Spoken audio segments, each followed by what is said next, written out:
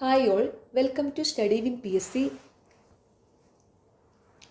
10th prelims stage 4 എക്സാമിലെ ക്വസ്റ്റ്യൻസും ആൻസേഴ്സും അതിൻ്റെ പ്രധാനപ്പെട്ട റിലേറ്റഡ് ഫാക്ട്സുമാണ് ഇന്നത്തെ ഈ ക്ലാസ്സിൽ.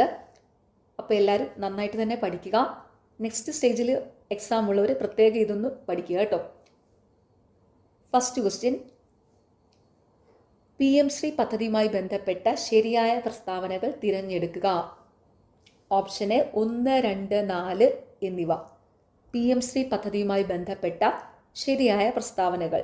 പദ്ധതി വഴി 14,500-ലധികം വിദ്യാലയങ്ങളുടെ വികസനം ലക്ഷ്യമിടുന്നു. PM ശ്രീ ഒരു കേന്ദ്ര ആവിഷ്കൃത പദ്ധതിയാണ്.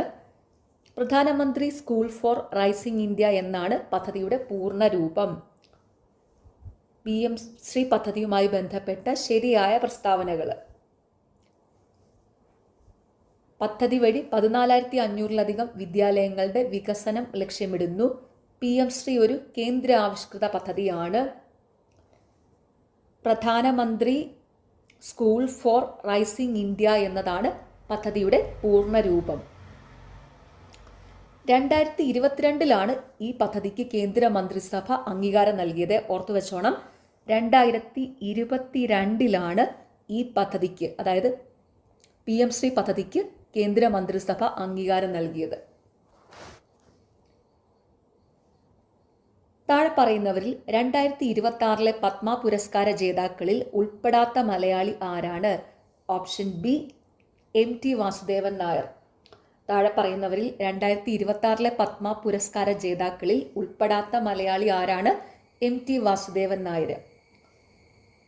താഴെ പറയുന്നവരിൽ 2026-ലെ പത്മ പുരസ്കാര ജേതാക്കളിൽ ഉൾപ്പെടുന്ന മലയാളികളാണ് മമ്മൂട്ടി, VS അച്യുതാനന്ദൻ, വെള്ളാപ്പള്ളി നടേശൻ. താഴെ പറയുന്നവരിൽ 2026-ലെ പത്മ പുരസ്കാര ജേതാക്കളിൽ ഉൾപ്പെടുന്ന മലയാളികളാണ് മമ്മൂട്ടി, VS അച്യുതാനന്ദൻ, വെള്ളാപ്പള്ളി നടേശൻ. 2026-ലെ പത്മ പുരസ്കാര ജേതാക്കളുടെ ഒരു നോട്ട് നമ്മുടെ ടെലഗ്രാം ചാനലിലുണ്ട്. അപ്പോൾ നിങ്ങൾ അത് നോക്കി പഠിച്ചാൽ മതി കേട്ടോ. അതൊരു ഫോട്ടോ ആയിട്ടാണ് കൊടുത്തിരിക്കുന്നത്. അപ്പോൾ ടെലഗ്രാം ചാനലിൻ്റെ ലിങ്ക് കമൻറ്റ് ബോക്സിൽ പിൻ ചെയ്ത് വെച്ചിട്ടുണ്ട്. താല്പര്യമുള്ളവർ ടെലഗ്രാം ചാനൽ ജോയിൻ ചെയ്യുക കേട്ടോ. അപ്പോൾ ടെലഗ്രാം ചാനലിൽ ഇതിൻ്റെ നോട്ടുണ്ട്, 2026-ലെ പത്മ പുരസ്കാര ജേതാക്കളുടെ. ഓക്കെ, ഫോട്ടോ രൂപത്തിലാണ് കൊടുത്തിരിക്കുന്നത്. അപ്പോൾ ആ ഫോട്ടോ എടുത്ത് നോക്കിയാൽ മതി, അതിൽ കാണും. ഓക്കെ, പിന്നെ ഞാനിപ്പം ഇന്ന് ഈ ഒരു ക്ലാസ് പ്രിപ്പയർ ചെയ്ത സമയത്ത് അതവിടെ പിൻ ചെയ്ത് വെച്ചിട്ടുമുണ്ട്. ഓക്കെ, അപ്പോൾ അത് നോക്കിയാൽ മതി. ദക്ഷിണേന്ത്യയിൽ ആദ്യമായി കണ്ണാടി പ്രതിഷ്ഠ നടത്തിയ സാമൂഹ്യ പരിഷ്കർത്താവ് ആരാണ്? ഓപ്ഷൻ ബി, വൈകുണ്ഠ സ്വാമികൾ. ദക്ഷിണേന്ത്യയിൽ ആദ്യമായിട്ട് കണ്ണാടി പ്രതിഷ്ഠ നടത്തിയ സാമൂഹ്യ പരിഷ്കർത്താവ് ആരാണ്? വൈകുണ്ഠ സ്വാമികൾ.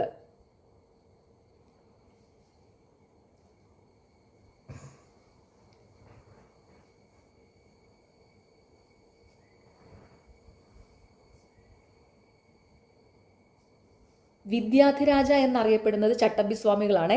വിദ്യാധിരാജ എന്നറിയപ്പെടുന്നത് ചട്ടമ്പി സ്വാമികളാണ്. അതുപോലെ പന്തിഭോജനം നടത്തിയത് തൈക്കാടയ്യ സ്വാമിയാണ്. പന്തിഭോജനം നടത്തിയത് തൈക്കാടയ്യ സ്വാമിയാണ്. വൈകുണ്ഠസ്വാമി സമത്വ സമാജം എന്ന സംഘടന സ്ഥാപിച്ചത് വൈകുണ്ഠസ്വാമികളാണ്. സമത്വ സമാജം എന്ന സംഘടന സ്ഥാപിച്ചത് വൈകുണ്ഠസ്വാമികളാണ് 1836. കേരള നവോത്ഥാനത്തിന്റെ പിതാവെന്നറിയപ്പെടുന്നത് ശ്രീനാരായണ ഗുരുവാണ്. കേരള നവോത്ഥാനത്തിന്റെ പിതാവെന്നറിയപ്പെടുന്നത് ശ്രീനാരായണ ഗുരുവാണ്. അപ്പോൾ ഈ പോയിന്റ്സും കൂടെ ഓർത്ത് വെക്കുക കേട്ടോ. പിന്നെന്താണ് ശ്രീനാരായണ ഗുരുവിനെ പറ്റി പ്രധാനപ്പെട്ട ഒരു പോയിന്റ് ഓർക്കാനുള്ളത്? 1888 അരുവിപ്പുറം ശിവപ്രതിഷ്ഠ നടത്തി കേട്ടോ. 1888 ശ്രീനാരായണ ഗുരു അരുവിപ്പുറം ശിവപ്രതിഷ്ഠ നടത്തി. ഓക്കെ, അപ്പോൾ ഇവിടെ എന്താണ്? ദക്ഷിണേന്ത്യയിൽ ആദ്യമായി കണ്ണാടി പ്രതിഷ്ഠ നടത്തിയ സാമൂഹ്യ പരിഷ്കർത്താവ് വൈകുണ്ഠസ്വാമിയാണ് കേട്ടോ. ദക്ഷിണേന്ത്യയിൽ ആദ്യമായിട്ട് കണ്ണാടി പ്രതിഷ്ഠ നടത്തിയ സാമൂഹ്യ പരിഷ്കർത്താവ് വൈകുണ്ഠസ്വാമികളാണ്. ശ്രീനാരായണ ഗുരു കണ്ണാടി പ്രതിഷ്ഠയൊക്കെ നടത്തിയിട്ടുണ്ട്, പക്ഷേ ദക്ഷിണേന്ത്യയിൽ ആദ്യമായിട്ട് കണ്ണാടി പ്രതിഷ്ഠ നടത്തിയത് വൈകുണ്ഠസ്വാമികളാണ്.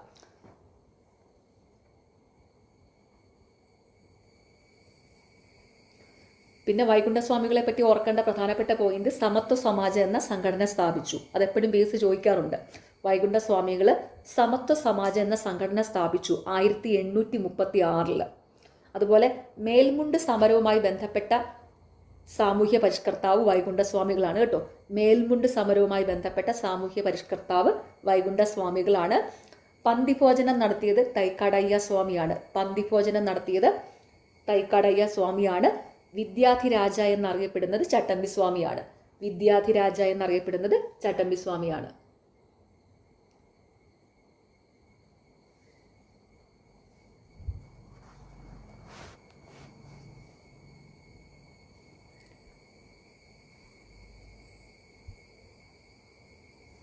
സ്ത്രീകളുടെ ക്ഷേമം ലക്ഷ്യമിട്ട് കേരള സർക്കാർ നടപ്പിലാക്കിയ സ്ത്രീ സുരക്ഷാ പദ്ധതി സംബന്ധിച്ച തെറ്റായ പ്രസ്താവനകൾ ഏതെല്ലാം? ഓപ്ഷൻ ഡി, തെറ്റായ പ്രസ്താവനകളില്ല. അതായത് ഈ തന്നിരിക്കുന്നതെല്ലാം ശരിയായ പ്രസ്താവനകളാണ് കേട്ടോ. അപ്പോൾ അത് ഏതൊക്കെയാണെന്ന് നോക്കാം. സ്ത്രീകളുടെ ക്ഷേമം ലക്ഷ്യമിട്ട് കേരള സർക്കാർ നടപ്പിലാക്കിയ സ്ത്രീ സുരക്ഷാ പദ്ധതികൾ സംബന്ധിച്ച ശരിയായ പ്രസ്താവനകൾ: പദ്ധതി പ്രകാരം 1000 രൂപ പ്രതിമാസ ധനസഹായം നൽകുന്നു. 35-നും 60-നും ഇടയിൽ പ്രായമുള്ള തൊഴിൽരഹിതരായ സ്ത്രീകളും ട്രാൻസ് വുമണും ഗുണഭോക്താക്കള്. സംസ്ഥാനത്ത് സ്ഥിര താമസമാക്കിയവർക്ക് മാത്രം ആനുകൂല്യം. 2026 ഫെബ്രുവരിയിൽ പദ്ധതി ഉദ്ഘാടനം ചെയ്യപ്പെട്ടു.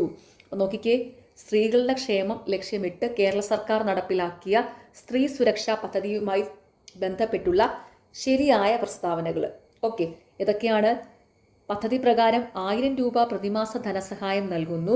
35-നും 60-നും ഇടയിൽ പ്രായമുള്ള തൊഴിൽരഹിതരായ സ്ത്രീകളും ട്രാൻസ് വുമണും ഗുണഭോക്താക്കള്. സംസ്ഥാനത്ത് സ്ഥിരതാമസമാക്കിയവർക്ക് മാത്രം ആനുകൂല്യം. 2026 ഫെബ്രുവരിയിൽ പദ്ധതി ഉദ്ഘാടനം ചെയ്തു. സ്ത്രീ സുരക്ഷാ പദ്ധതി. ഓക്കെ,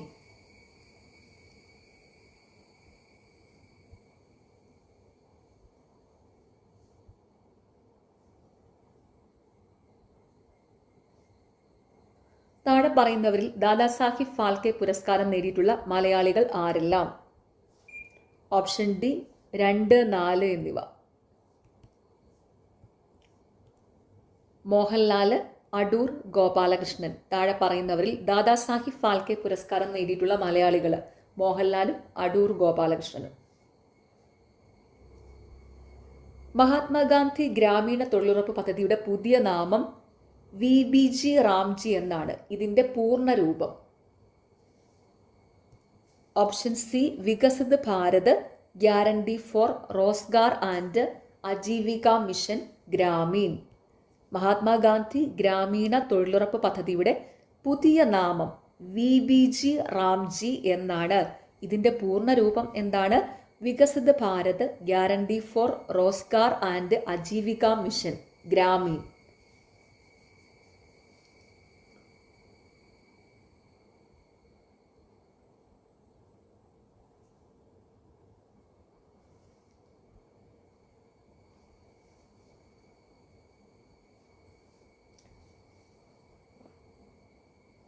MGNREGA നിയമം പാർലമെന്റ് പാസ്സാക്കിയത് 2005-ലാണ്. ഈ പദ്ധതി ആരംഭിച്ചത് 2006 ഫെബ്രുവരി 2-ന് ആന്ധ്രാപ്രദേശിലെ അനന്തപൂരിലാണ് കേട്ടോ. ഇതിന് മഹാത്മാഗാന്ധിയുടെ പേര് കൂട്ടിച്ചേർത്തത് 2009 ഒക്ടോബർ 2-നാണ്. അപ്പോൾ ഈ മഹാത്മാഗാന്ധി ഗ്രാമീണ തൊഴിലുറപ്പ് പദ്ധതിയുടെ കാര്യങ്ങളാണ് പറയുന്നത്. അതായത് MGNREGA നിയമം ഇത് പാർലമെന്റ് പാസ്സാക്കിയത് 2005-ലായിരുന്നു. ഈ പദ്ധതി ആരംഭിച്ചത് 2006 ഫെബ്രുവരി 2-ന് ആന്ധ്രാപ്രദേശിലെ അനന്തപൂരിലാണ്. മഹാത്മാഗാന്ധിയുടെ പേര് കൂട്ടിച്ചേർത്തത് 2009 ഒക്ടോബർ 2-നായിരുന്നു. അപ്പോൾ ആ പോയിന്റ്സും കൂടെ ഓർത്ത് വെക്കുക കേട്ടോ.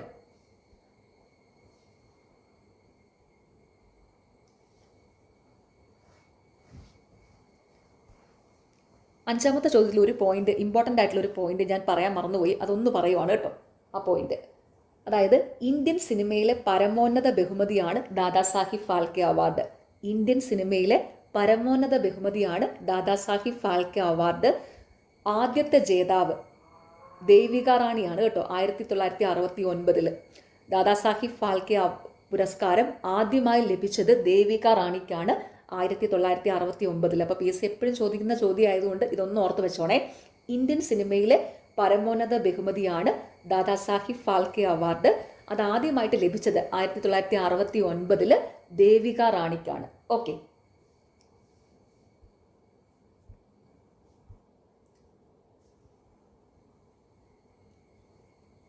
ആസാമിൽ വെച്ച് നടന്ന 79ാം സന്തോഷ് ട്രോഫി ഫുട്ബോൾ മത്സരത്തിൽ ജേതാക്കളായ ടീം. Option D services. ആസാമിൽ വെച്ച് നടന്ന 79ാം സന്തോഷ് ട്രോഫി ഫുട്ബോൾ മത്സരത്തിൽ ജേതാക്കളായ ടീം സർവീസസ് ആണ് കേട്ടോ. സന്തോഷ് ട്രോഫി ആരംഭിച്ച വർഷം 1941 നോട്ട് ചെയ്തോളൂ. സന്തോഷ് ട്രോഫി ആരംഭിച്ച വർഷം 1941. അപ്പോൾ ആസാമിൽ വെച്ച് നടന്ന 79ാമത്തെ സന്തോഷ് ട്രോഫി ഫുട്ബോൾ മത്സരത്തിൽ ജേതാക്കളായ ടീം ഏതാണ്? സർവീസസ്. ഓക്കെ. സന്തോഷ് ട്രോഫി ആരംഭിച്ചത് 1941.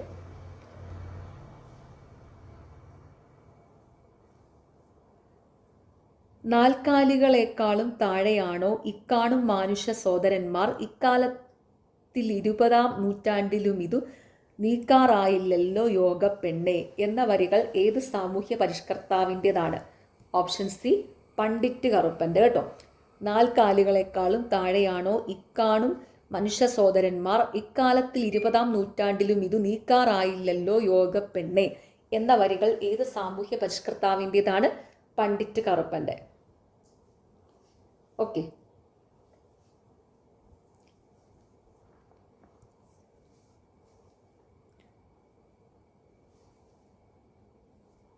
ഈ വരികൾ കണ്ടിട്ട് ഒരുപാട് പേര് കുമാരനാശാനാണെന്ന് നമ്മൾ ആദ്യം കൊടുത്ത ആൻസർ കീയിൽ ഇങ്ങനെ പറഞ്ഞായിരുന്നു. PSCയുടെ പ്രൊവിഷണൽ ആൻസർ കീയിൽ പണ്ഡിറ്റ് കറുപ്പൻ എന്നാണ് കൊടുത്തിരിക്കുന്നത് കേട്ടോ. Option C Pandit Karuppan. ഞാനിത് റെഫർ ചെയ്തപ്പോഴും എനിക്ക് മനസ്സിലായത് ഈ 8ാമത്തെ ചോദ്യത്തിൻ്റെ ഉത്തരം ഈ വരികളുടെ കർത്താവ് പണ്ഡിറ്റ് കറുപ്പനാണെന്നാണ്. ഞാൻ പല രീതിയിലും റെഫർ ചെയ്ത് നോക്കി. അപ്പോൾ എൻ്റെ ഉത്തരവും PSCയുടെ പ്രൊവിഷണൽ ആൻസർ കീയിലുള്ളത് തന്നെയാണ് കേട്ടോ. പണ്ഡിറ്റ് കറുപ്പൻ. പണ്ഡിറ്റ് കറുപ്പൻ എന്ന് തന്നെയാണ് ഞാൻ ആൻസർ കീ കൊടുത്തപ്പോഴും കൊടുത്തത്. പിന്നെ ഒരു പ്രൊവിഷണൽ ആൻസർ കീ വന്നപ്പോഴും ചെക്ക് ചെയ്തപ്പം ഈ ഓപ്ഷൻ തന്നെയായിരുന്നു കറക്റ്റ്. ഓക്കെ. ഒരുപാട് പേര് എൻ്റെ ആ വീഡിയോയുടെ താഴെ വന്ന് കമൻറ്റ് ചെയ്തായിരുന്നു കുമാരനാശാനാണെന്ന് കേട്ടോ. പക്ഷേ ഞാൻ റെഫർ ചെയ്തപ്പോൾ എനിക്ക് കിട്ടിയത് പണ്ഡിറ്റ് കറുപ്പൻ എന്നുള്ള ഒരു ഉത്തരമായിരുന്നു. അത് തന്നെയായിരുന്നു ഞാൻ നമ്മുടെ ആൻസർ കീയിലും കൊടുത്തത്. പ്രൊവിഷണൽ ആൻസർ കീ വന്നപ്പോഴും ഇത് തന്നെയായിരുന്നു കറക്റ്റ്. ഓക്കെ.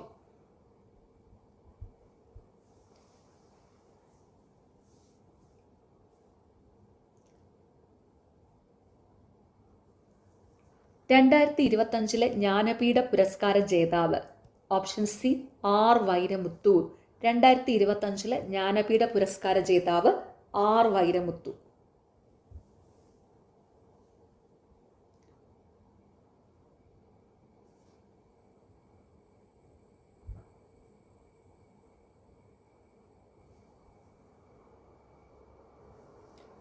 ജ്ഞാനപീഠം നേടിയ ആദ്യത്തെ മലയാളി ജി ശങ്കരക്കുറുപ്പാണ് കേട്ടോ. ജ്ഞാനപീഠ പുരസ്കാരം ലഭിച്ച ആദ്യത്തെ മലയാളി ജി ശങ്കരക്കുറുപ്പാണ്. ജി ശങ്കരക്കുറുപ്പിൻ്റെ ഓടക്കുഴൽ എന്ന കൃതിക്കാണ് ജ്ഞാനപീഠ പുരസ്കാരം ലഭിച്ചത്.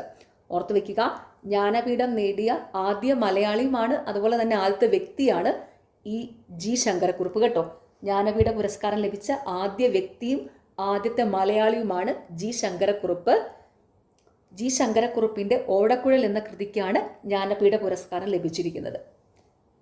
ഏറ്റവും ഒടുവിലായി ജ്ഞാനപീഠ പുരസ്കാരം ലഭിച്ച മലയാളി അക്കിത്തം അച്യുതൻ നമ്പൂതിരിയാണ് 2019. അതും കൂടി ഒന്ന് ഓർത്തു വെച്ചോണം. ഏറ്റവും ഒടുവിലായിട്ട് ജ്ഞാനപീഠം നേടിയ മലയാളി അത് അക്കിത്തം അച്യുതൻ നമ്പൂതിരിയാണ്. 2019 അക്കിത്തം അച്യുതൻ നമ്പൂതിരിക്ക് ജ്ഞാനപീഠ പുരസ്കാരം ലഭിച്ചത്. ഓക്കെ. പിന്നെ ജ്ഞാനപീഠം ലഭിച്ച മലയാളികളുടെ ഓർത്തു വയ്ക്കാനുള്ള കോഡ് നമ്മുടെ ഷോർട്സിലുണ്ട്. അപ്പോൾ നിങ്ങൾ ഷോർട്സിൽ നോക്കി പഠിക്കുക കേട്ടോ. പിന്നെ അതിൻ്റെ ആ കോഡിൻ്റെ ലിങ്ക് വേണമെങ്കിൽ ഞാനിവിടെ കമൻറ്റ് ബോക്സിൽ ഇട്ടേക്കാം. അപ്പോൾ നിങ്ങൾക്ക് എളുപ്പത്തിൽ നോക്കാൻ പറ്റുമല്ലോ. ഓക്കെ. ജ്ഞാനപീഠ പുരസ്കാരം ലഭിച്ച മലയാളികൾ. ഓക്കെ. അപ്പോൾ ഇവിടെ എന്താണ് 2025 ജ്ഞാനപീഠ പുരസ്കാര ജേതാവ് ആർ വൈരമുത്തുവാണ്. അപ്പോൾ ഈ ലേറ്റസ്റ്റ് ആയിട്ടുള്ളവരെ പ്രത്യേകം നോട്ട് ചെയ്ത് വെക്കുക കേട്ടോ. 2026 ഇത് ഇന്ത്യ AI ഇമ്പാക്റ്റ് ഉച്ചകോടിക്ക് വേദിയായ നഗരം. Option A Delhi. 2026 the India AI impact ഉച്ചകോടിക്ക് വേദിയായ നഗരം ഡൽഹി. ചുവടെ തന്നിരിക്കുന്ന പ്രസ്താവനകളിൽ ശരിയായവ ഏതൊക്കെ?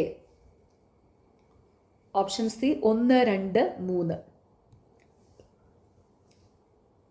തന്നിരിക്കുന്ന 3 പ്രസ്താവനകളും ശരിയാണ്. അപ്പം ശരിയായ പ്രസ്താവനകൾ: ഉത്തർപ്രദേശ് നേപ്പാളുമായി അതിർത്തി പങ്കിടുന്നു. ഇന്ത്യയിലെ 8 സംസ്ഥാനങ്ങളുമായി ഉത്തർപ്രദേശ് അതിർത്തി പങ്കിടുന്നു. ഇന്ത്യയുടെ പഞ്ചസാര കിണ്ണം എന്ന് ഉത്തർപ്രദേശിനെ വിശേഷിപ്പിക്കുന്നു. അപ്പം ചുവടെ തന്നിരിക്കുന്ന പ്രസ്താവനകളിൽ ശരിയായവ ഏതൊക്കെയാണ്? ഉത്തർപ്രദേശ് നേപ്പാളുമായി അതിർത്തി പങ്കിടുന്നു. ഇന്ത്യയിലെ 8 സംസ്ഥാനങ്ങളുമായി ഉത്തർപ്രദേശ് അതിർത്തി പങ്കിടുന്നു. ഇന്ത്യയുടെ പഞ്ചസാര കിണ്ണം എന്ന് ഉത്തർപ്രദേശിനെ വിശേഷിപ്പിക്കുന്നു.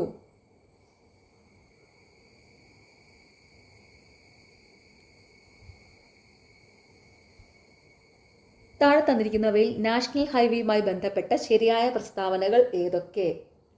ഓപ്ഷൻ എ 1, 2, 3 ശരിയാണ്. നാഷണൽ ഹൈവേയുമായി ബന്ധപ്പെട്ട ശരിയായ പ്രസ്താവനകൾ: വടക്ക് തെക്ക് ഇടനാഴി ശ്രീനഗറിനെ കന്യാകുമാരിയുമായി ബന്ധിപ്പിക്കുന്നു. സുവർണ ചതുഷ്കോണം ഡൽഹി, കൊൽക്കത്ത, മുംബൈ, ചെന്നൈ എന്നീ നഗരങ്ങളെ തമ്മിൽ ബന്ധിപ്പിക്കുന്നു. കിഴക്ക് പടിഞ്ഞാറ് ഇടനാഴി സിൽച്ചാറിനെ പോർബന്തറുമായി ബന്ധിപ്പിക്കുന്നു. താഴെ തന്നിരിക്കുന്നവയിൽ നാഷണൽ ഹൈവേയുമായി ബന്ധപ്പെട്ട ശരിയായ പ്രസ്താവനകൾ ഏതൊക്കെയാണ്? വടക്ക് തെക്ക് ഇടനാഴി ശ്രീനഗറിനെ കന്യാകുമാരിയുമായി ബന്ധിപ്പിക്കുന്നു. വടക്ക് തെക്കെന്ന് പറയുമ്പോൾ തന്നെ നമുക്കറിയാലോ, വടക്കേറ്റം ഏകദേശം ശ്രീനഗർ വരും, തെക്കാണെങ്കിൽ കന്യാകുമാരിയും വരും. അപ്പോൾ വടക്ക് തെക്ക് ഇടനാഴി ശ്രീനഗറിനെ കന്യാകുമാരിയുമായി ബന്ധിപ്പിക്കുന്നു.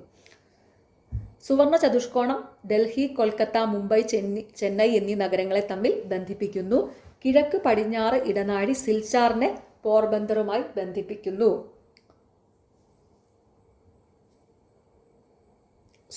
സുവർണ ചതുഷ്കോണം ബന്ധിപ്പിക്കുന്ന നഗരങ്ങളെ ഓർത്തു വെക്കാനുള്ള കോഡ് ഷോർട്സിലുണ്ട് കേട്ടോ. അത് വേണമെങ്കിൽ ഞാൻ ഒന്നുകൂടി ഇവിടെ ഒന്ന് പറയാം. ഇപ്പം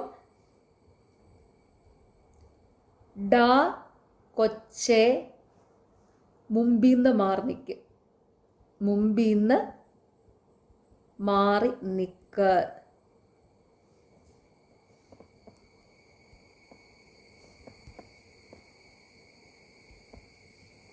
ഡാ ഡൽഹി,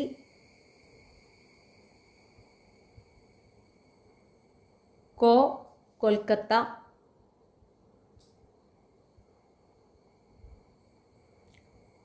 ചെ ചെന്നൈ, മുമ്പീന്ന് മുംബൈ. കോഡ് ഇതാണ്. സുവർണ ചതുഷ്കോണം ബന്ധിപ്പിക്കുന്ന നഗരങ്ങൾ ഓർത്തു വയ്ക്കാനുള്ള കോഡാണ് ഡാ കൊച്ചെ മുമ്പീന്ന് മാറി നിക്ക്. ഡാ ഡൽഹി, കോ കൊൽക്കത്ത, ചെ ചെന്നൈ, മുമ്പീന്ന് മുംബൈ. ഇത് ഇന്നലെ സ്റ്റേജ് 3 ക്വസ്റ്റ്യൻ പേപ്പറിൻ്റെ അനുബന്ധ വസ്തുക്കൾ പറഞ്ഞപ്പോഴും ഞാൻ പറഞ്ഞതാണ് കേട്ടോ. ഓക്കെ, അപ്പോൾ ഇത് നമ്മൾ ഷോർട്സിലുണ്ട്. ഇനി ഈ കോഡ് ഷോർട്സിലൊന്ന് കാണേണ്ടവർ ഷോർട്സിലും കൂടെ പോയി നോക്കുക. ഷോർട്സിൽ പ്രധാനപ്പെട്ട കോഡുകളെല്ലാം കൊടുത്തിട്ടുണ്ട്. ഒത്തിരി നല്ല നല്ല ഇമ്പോർട്ടൻ്റ് ആയിട്ടുള്ള ക്വസ്റ്റ്യൻസിൻ്റെ കോഡെല്ലാം ഷോർട്സിലുണ്ട്. ഓക്കെ, രാജസ്ഥാനിലുള്ള പ്രധാനപ്പെട്ട ഉപ്പു തടാകം ഏതാണ്? ഓപ്ഷൻ എ സാംഭാർ തടാകം. രാജസ്ഥാനിലുള്ള പ്രധാനപ്പെട്ട ഉപ്പു തടാകം ഏതാണ്? സാംഭാർ തടാകം. ലോക്തക് തടാകം സ്ഥിതി ചെയ്യുന്നത് മണിപ്പൂരിലാണ്. PSC എപ്പോഴും ചോദിക്കാറുണ്ട്. ലോക്തക് തടാകം സ്ഥിതി ചെയ്യുന്നത് മണിപ്പൂരിലാണ്. ഒഴുകുന്ന ദേശീയ ഉദ്യാനമായ കൈബുൾ ലംജാവോ ലോക്തക് തടാകത്തിലാണ് കേട്ടോ. ഒഴുകുന്ന ദേശീയ ഉദ്യാനമായ കൈബുൾ ലംജാവോ ലോക്തക് തടാകത്തിലാണ്. അപ്പോൾ അതും കൂടി ഓർത്ത് വെക്കുക കേട്ടോ. അതൊക്കെ PSC എപ്പോഴും ചോദിക്കുന്നതാണ്. ഒഴുകുന്ന ദേശീയ ഉദ്യാനമായ കൈബുൾ ലംജാവോ ഏത് തടാകത്തിലാണെന്ന്. ലോക്തക് തടാകത്തിലാണ്. അത് ഏത് സംസ്ഥാനത്തിലാണ്? മണിപ്പൂരിൽ. ഓക്കെ. ഭിലായ് സ്റ്റീൽ പ്ലാന്റ് സ്ഥിതി ചെയ്യുന്ന സംസ്ഥാനം ഏത്? Option A Chhattisgarh. Bhilai steel plant സ്ഥിതി ചെയ്യുന്ന സംസ്ഥാനം ഏതാണ്? ഛത്തീസ്ഗഡ്. ഭിലായ് സ്റ്റീൽ പ്ലാന്റ് നിർമ്മിച്ചിരിക്കുന്നത് റഷ്യയുടെ സഹായത്തോടെയാണ് കേട്ടോ. ഭിലായ് സ്റ്റീൽ പ്ലാന്റ് നിർമ്മിച്ചിരിക്കുന്നത് റഷ്യയുടെ സഹായത്തോടെയാണ്. റൂർക്കേല സ്റ്റീൽ പ്ലാന്റ് ഒഡീഷയിലാണ് കേട്ടോ. റൂർക്കേല സ്റ്റീൽ പ്ലാന്റ് ഒഡീഷയിലാണ് സ്ഥിതി ചെയ്യുന്നത്. അത് നിർമ്മിച്ചിരിക്കുന്നത് ജർമ്മനിയുടെ സഹായത്തോടെയാണ്. ജർമ്മനിയുടെ. അപ്പോൾ അത് ഓർത്ത് വയ്ക്കുക. റൂർക്കേല സ്റ്റീൽ പ്ലാന്റ് സ്ഥിതി ചെയ്യുന്നത് ഒഡീഷയിലാണ്. നിർമ്മിച്ചിരിക്കുന്നത് ആരുടെ സഹായത്തോടെയാണ്? ജർമ്മനിയുടെ. ദുർഗാപൂർ സ്റ്റീൽ പ്ലാന്റ് സ്ഥിതി ചെയ്യുന്നത് പശ്ചിമ ബംഗാളിലാണ്. Durgapur steel plant.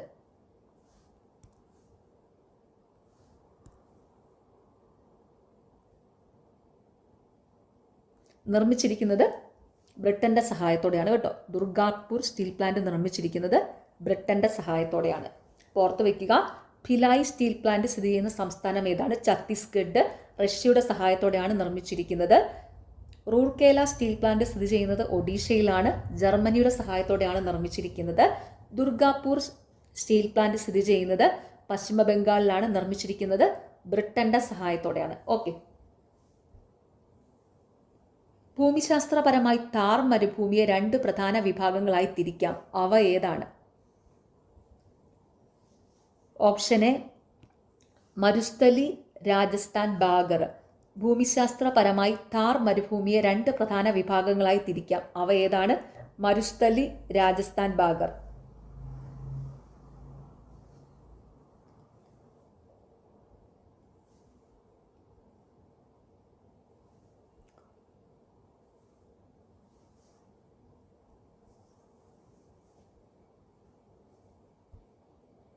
കൃഷ്ണ നദി ഡെൽറ്റ മുതൽ കന്യാകുമാരി വരെ നീളുന്ന തീരസമതല ഭാഗം ഏതാണ്?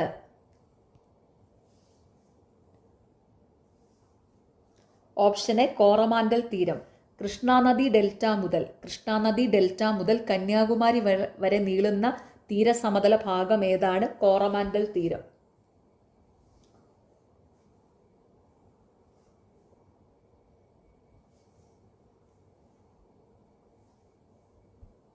ഇന്ത്യയിൽ ഏറ്റവും കൂടുതൽ കാണപ്പെടുന്ന വനവിഭാഗം ഏതാണ്? ഓപ്ഷൻ സി ഉഷ്ണമേഖല ഇലപൊഴിയും കാടുകൾ. ഇന്ത്യയിൽ ഏറ്റവും കൂടുതൽ കാണപ്പെടുന്ന വനവിഭാഗം ഏതാണ്? ഉഷ്ണമേഖല ഇലപൊഴിയും കാടുകൾ.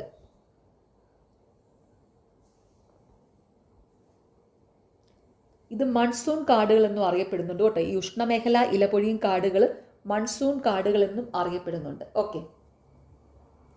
ഇന്ത്യയിൽ ഏറ്റവും കൂടുതൽ കാണപ്പെടുന്ന വനവിഭാഗം ഏതാണ്? ഉഷ്ണമേഖല ഇലപൊഴിയും കാടുകൾ. ഇത് മൺസൂൺ കാടുകൾ എന്നും അറിയപ്പെടുന്നുണ്ട്. ഇന്ത്യയിലെ സെൻട്രൽ റെയിൽവേ സോണിന്റെ ആസ്ഥാനം എവിടെയാണ്? Option C Mumbai CST. ഇന്ത്യയിലെ സെൻട്രൽ റെയിൽവേ സോണിന്റെ ആസ്ഥാനം എവിടെയാണ്? മുംബൈ CST. അതായത് ഛത്രപതി ശിവാജി ടെർമിനൽസ് എന്നാണ് കേട്ടോ. ഈ CSTയുടെ ഫുൾ ഫോം എന്ന് പറയുന്നത് ഛത്രപതി ശിവാജി ടെർമിനൽസ്. അപ്പം ഇന്ത്യയിലെ സെൻട്രൽ റെയിൽവേ സോണിന്റെ ആസ്ഥാനം എവിടെയാണ്? മുംബൈ CST.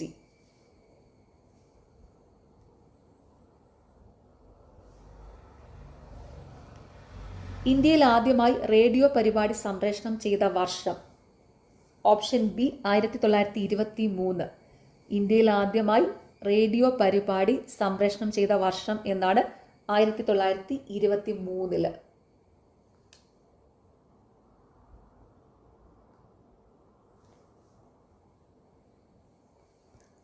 1936 ഇതിൻ്റെ പേര് ഓൾ ഇന്ത്യ റേഡിയോ എന്നായി കേട്ടോ. 1936 ഇതറിയപ്പെട്ടത് ഓൾ ഇന്ത്യ റേഡിയോ എന്നായിരുന്നു. 1957 ആകാശവാണി എന്ന പേര് സ്വീകരിച്ചു. ഇത് PSC എപ്പോഴും ചോദിക്കാറുണ്ട് കേട്ടോ.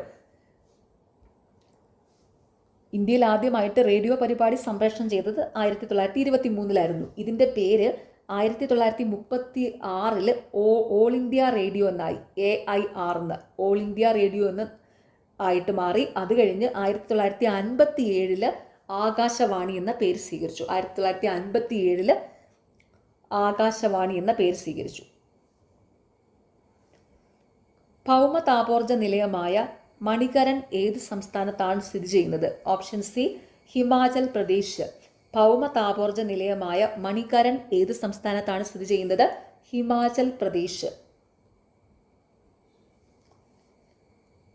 ഭൂമിയുടെ ഉള്ളിലെ താപം, അതായത് ജിയോ തെർമൽ എനർജി ഉപയോഗിച്ച് വൈദ്യുതി ഉൽപ്പാദിപ്പിക്കുന്ന കേന്ദ്രമാണ് കേട്ടോ ഈ ഭൗമ താപോർജ്ജ നിലയങ്ങൾ എന്ന് വെച്ചാൽ. ഭൂമിയുടെ ഉള്ളിലെ താപം, അതായത് ജിയോ തെർമൽ എനർജി ഉപയോഗിച്ചാണ് വൈദ്യുതി ഉൽപ്പാദിപ്പിക്കുന്നത്. അതാണ് ഭൗമ താപോർജ്ജ നിലയം. അപ്പോൾ ഭൗമ താപോർജ്ജ നിലയമായ മണികരൺ ഏത് സംസ്ഥാനത്താണ്? ഹിമാചൽ പ്രദേശിൽ. ഇതെല്ലാം പ്രീവിയസ് ഇയറിലെ ക്വസ്റ്റ്യൻസ് ആയിരുന്നു. നിങ്ങൾ പ്രീവിയസ് ഇയറിലെ 10th പ്രിലിംസ് നോക്കിയാൽ അറിയാം, ഈ ചോദ്യങ്ങളെല്ലാം അതിലുള്ളവ. കേന്ദ്ര സർക്കാരിന്റെ ഒരു രാജ്യം ഒരു തെരഞ്ഞെടുപ്പ് എന്ന ആശയത്തെക്കുറിച്ച് പഠിക്കാൻ നിയോഗിച്ച സമിതിയുടെ അധ്യക്ഷൻ ആരാണ്? Option B Ramnath Kovind. കേന്ദ്ര സർക്കാരിന്റെ ഒരു രാജ്യം ഒരു തിരഞ്ഞെടുപ്പ് എന്ന ആശയത്തെക്കുറിച്ച് പഠിക്കാൻ നിയോഗിച്ച സമിതിയുടെ അധ്യക്ഷൻ ആരാണ്? രാംനാഥ് കോവിന്ദ്.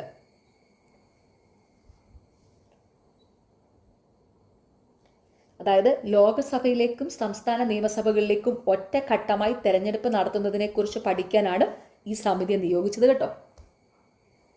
ഓക്കെ. പ്ലാനിംഗ് കമ്മീഷന് പകരമുള്ള പുതിയ സംവിധാനമായ നീതി ആയോഗിലെ നീതി NITA പൂർണ്ണ രൂപം ഏതാണ്? Option A national institution for transforming India.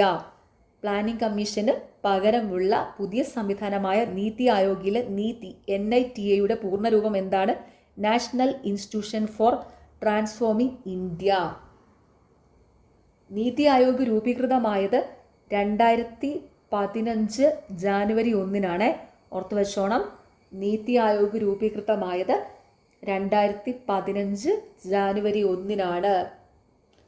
നീതി ആയോഗിൻ്റെ ചെയർമാൻ പ്രധാനമന്ത്രിയാണ്. നീതി ആയോഗിൻ്റെ ചെയർമാൻ പ്രധാനമന്ത്രിയാണ്. നിലവിലെ ചെയർമാൻ ശ്രീ നരേന്ദ്രമോദിയാണ് കേട്ടോ. നീതി ആയോഗിൻ്റെ നിലവിലെ ചെയർമാൻ പ്രധാനമന്ത്രിയാണ്. അപ്പം നിലവിലെ ചെയർമാൻ ആരാ? പ്രധാനമന്ത്രി നരേന്ദ്രമോദിയാണ്. നീതി ആയോഗിൻ്റെ നിലവിലെ വൈസ് ചെയർമാൻ അശോക് കുമാർ ലാഹിരിയാണ്. നീതി ആയോഗിൻ്റെ നിലവിലെ വൈസ് ചെയർമാൻ അശോക് കുമാർ ലാഹിരിയാണ്. നീതി ആയോഗിൻ്റെ നിലവിലെ ചീഫ് എക്സിക്യൂട്ടീവ് ഓഫീസർ, ഇപ്പോൾ പുതിയ ആൾ വന്നിട്ടുണ്ട് കേട്ടോ, അനുരാഗ് ജെയിൻ ആണ്. ഓർത്ത് വെക്കുക, നീതി ആയോഗിൻ്റെ ചീഫ് എക്സിക്യൂട്ടീവ് ഓഫീസർ CEO എന്ന് പറയുന്നത് പുതിയ ആളാണ്, അനുരാഗ് ജെയിൻ. ഓക്കെ. നീതി ആയോഗ് എന്ന് പറയുമ്പോൾ 3 പേരെ ഓർത്തോണം: chairman, vice chairman, chief executive officer. Chairman ആരാണ്? എപ്പോഴും പ്രധാനമന്ത്രി തന്നെയായിരിക്കും. അപ്പോൾ നിലവിൽ നരേന്ദ്രമോദിയാണ്. വൈസ് ചെയർമാൻ അശോക് കുമാർ ലാഹിരിയാണ്. CEO chief executive officer Anurag Jain ആണ്. ഓക്കെ.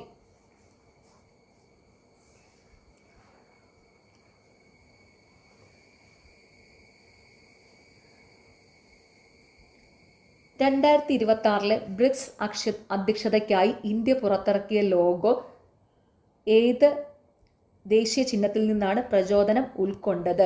ഓപ്ഷൻ സി താമര. 2026 ബ്രിക്സ് അധ്യക്ഷതയ്ക്കായി ഇന്ത്യ പുറത്തിറക്കിയ ലോഗോ ഏത് ദേശീയ ചിഹ്നത്തിൽ നിന്നാണ് പ്രചോദനം ഉൾക്കൊണ്ടത്? താമരയിൽ നിന്ന്. താമര. 2026 ബ്രിക്സ് അധ്യക്ഷത വഹിക്കുന്നത് ഇന്ത്യയാണ് കേട്ടോ. 2026 ബ്രിക്സിന് ആതിഥേയത്വം വഹിക്കുന്നത് അധ്യക്ഷത വഹിക്കുന്ന രാജ്യം ഇന്ത്യയാണ്. ഇന്ത്യ.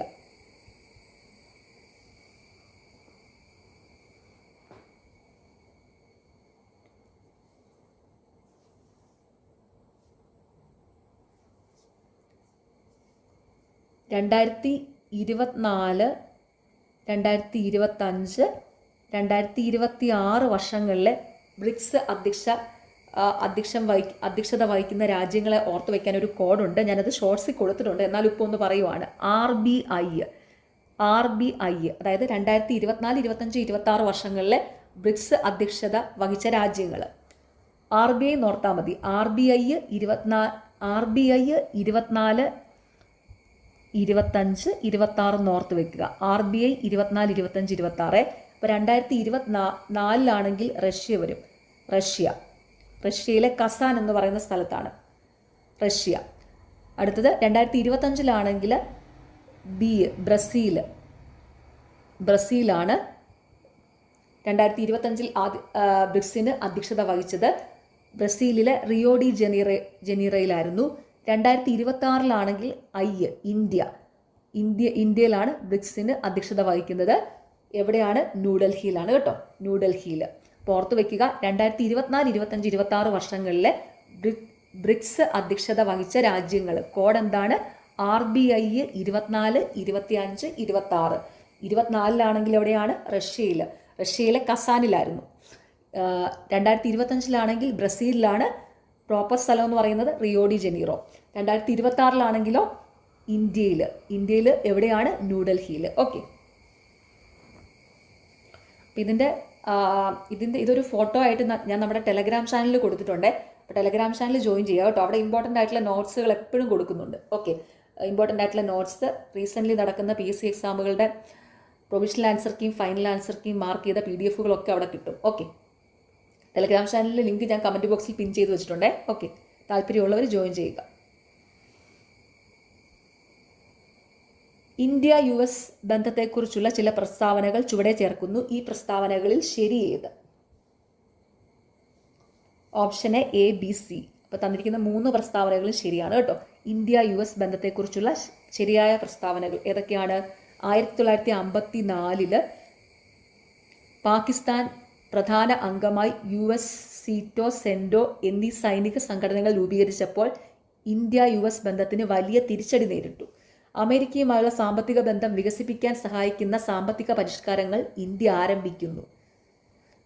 ശീതയുദ്ധ രാഷ്ട്രീയത്തിലേക്ക് വലിച്ചിഴക്കപ്പെടാൻ വിസമ്മതിച്ച നെഹ്റു വിദേശ നയത്തിലും ബന്ധങ്ങളിലും ഇന്ത്യക്ക് ആവശ്യമായ പ്രവർത്തന സ്വാതന്ത്ര്യം നൽകുക എന്ന ലക്ഷ്യത്തോടെ ചേരിചേരാ നയം സ്വീകരിച്ചു. ഓക്കെ. അപ്പോൾ എന്തൊക്കെയാണ്? ഇന്ത്യ US ബന്ധത്തെക്കുറിച്ചുള്ള ചില പ്രസ്താവനകൾ കൊടുക്കുന്നു. ശരി ഏതാണ്? ഈ 3 പ്രസ്താവനകൾ ശരിയാണ്. എന്തൊക്കെയാണ്? 1954 പാകിസ്ഥാൻ പ്രധാന അംഗമായി US, സീറ്റോ, സെൻഡോ എന്നീ സൈനിക സംഘടനകൾ രൂപീകരിച്ചപ്പോൾ ഇന്ത്യ US ബന്ധത്തിന് വലിയ തിരിച്ചടി നേരിട്ടു. അമേരിക്കയുമായുള്ള സാമ്പത്തിക ബന്ധം വികസിപ്പിക്കാൻ സഹായിക്കുന്ന സാമ്പത്തിക പരിഷ്കാരങ്ങൾ ഇന്ത്യ ആരംഭിക്കുന്നു. ശീതയുദ്ധ രാഷ്ട്രീയത്തിലേക്ക് വലിച്ചിഴക്കപ്പെടാൻ വിസമ്മതിച്ച നെഹ്റു വിദേശ നയത്തിലും ബന്ധങ്ങളിലും ഇന്ത്യക്ക് ആവശ്യമായ പ്രവർത്തന സ്വാതന്ത്ര്യം നൽകുക എന്ന ലക്ഷ്യത്തോടെ ചേരിചേരാ നയം സ്വീകരിച്ചു. ഓക്കെ. സ്വാതന്ത്ര്യം ലഭിച്ചതിന് ശേഷം ഭാഷാടിസ്ഥാനത്തിൽ സംസ്ഥാനങ്ങളെ പുനഃസംഘടിപ്പിക്കാൻ ഇന്ത്യ ഗവൺമെന്റ് നിയമിച്ച കമ്മീഷൻ ഏതാണ്? Option B, Fazal Ali commission. ഇന്ത്യക്ക് സ്വാതന്ത്ര്യം ലഭിച്ചതിന് ശേഷം ഭാഷാ അടിസ്ഥാനത്തിൽ സംസ്ഥാനങ്ങളെ പുനഃസംഘടിപ്പിക്കാൻ ഇന്ത്യ ഗവൺമെന്റ് നിയമിച്ച കമ്മീഷൻ ഏതാണ്? ഫസൽ അലി കമ്മീഷൻ. ഫസൽ അലി കമ്മീഷനിലെ അംഗങ്ങളാണ് ഫസൽ അലി, HN കുൻസ്രു, KN പണിക്കർ. ഇതിലെ ഫസൽ അലിയാണ് ഈ കമ്മീഷന്റെ ചെയർമാൻ കേട്ടോ. ഫസൽ അലി കമ്മീഷനിലെ അംഗങ്ങളാണ് ഫസൽ അലി, HN കുൻസ്രു, KM പണിക്കർ. ഫസൽ അലി കമ്മീഷന്റെ ചെയർമാൻ ഫസൽ അലി ആയിരുന്നു. ഓക്കെ.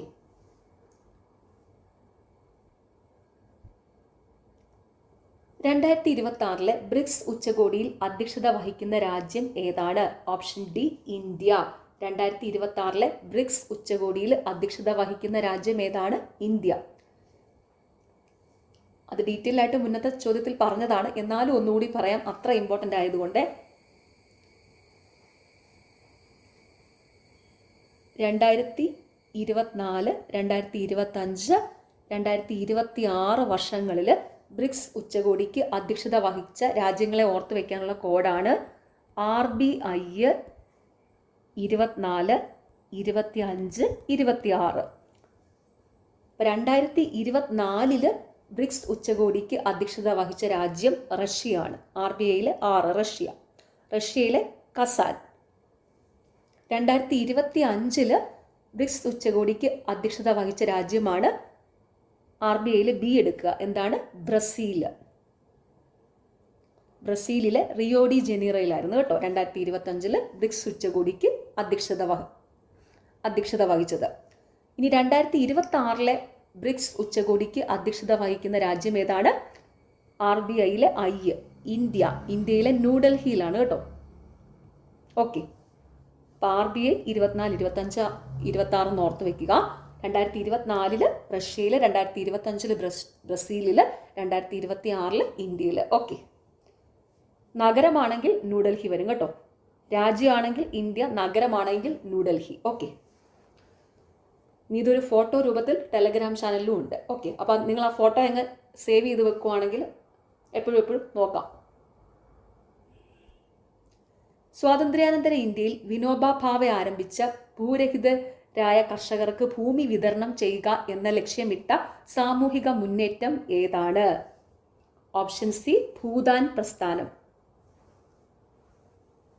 സ്വാതന്ത്ര്യാനന്തര ഇന്ത്യയിൽ വിനോബ ഭാവെ ആരംഭിച്ച ഭൂരഹിതരായ കർഷകർക്ക് ഭൂമി വിതരണം ചെയ്യുക എന്ന ലക്ഷ്യമിട്ട സാമൂഹിക മുന്നേറ്റം ഏതാണ്? ഭൂദാൻ പ്രസ്ഥാനം.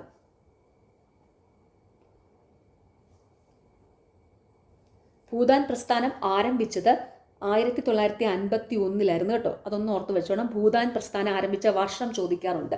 1951 പോച്ചമ്പള്ളിയിലാണ് കേട്ടോ. 1951 പോച്ചമ്പള്ളി എന്ന സ്ഥലത്താണ് ഭൂദാൻ പ്രസ്ഥാനം ആരംഭിച്ചത്. വിനോബ ഭാവെ 1951 ഭൂദാൻ പ്രസ്ഥാനം ആരംഭിച്ചത് പോച്ചമ്പള്ളി എന്ന സ്ഥലത്താണ്. പോച്ചമ്പള്ളി.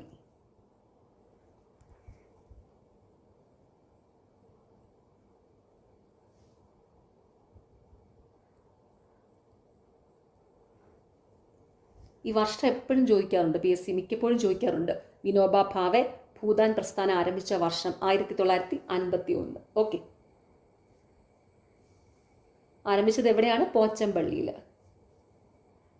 1916 പ്രസിദ്ധമായ ലക്നൗ ഉടമ്പടി ഡാഷ് തമ്മിൽ ഒപ്പുവെച്ചു.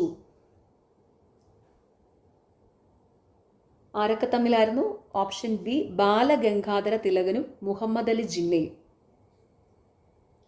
1916 ലക്നൗ ഉടമ്പടി ഒപ്പുവെച്ചത് ആരൊക്കെ തമ്മിലായിരുന്നു? ബാലഗംഗാധര തിലകനും മുഹമ്മദ് അലി ജിന്നയും തമ്മിലായിരുന്നു.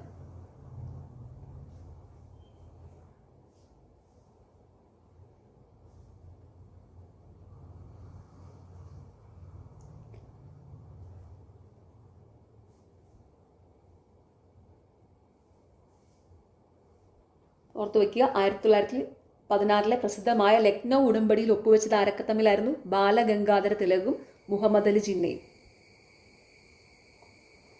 ഇതോടുകൂടി 1907 സൂററ്റ് പിളർപ്പിൽ വേറെ പിരിഞ്ഞ മിതവാദികളും തീവ്രവാദികളും തിരികെ ഒന്നിച്ചായിരുന്നു കേട്ടോ. ആ ഒരു പോയിന്റ് കൂടി ഓർത്ത് വെച്ചോണേ.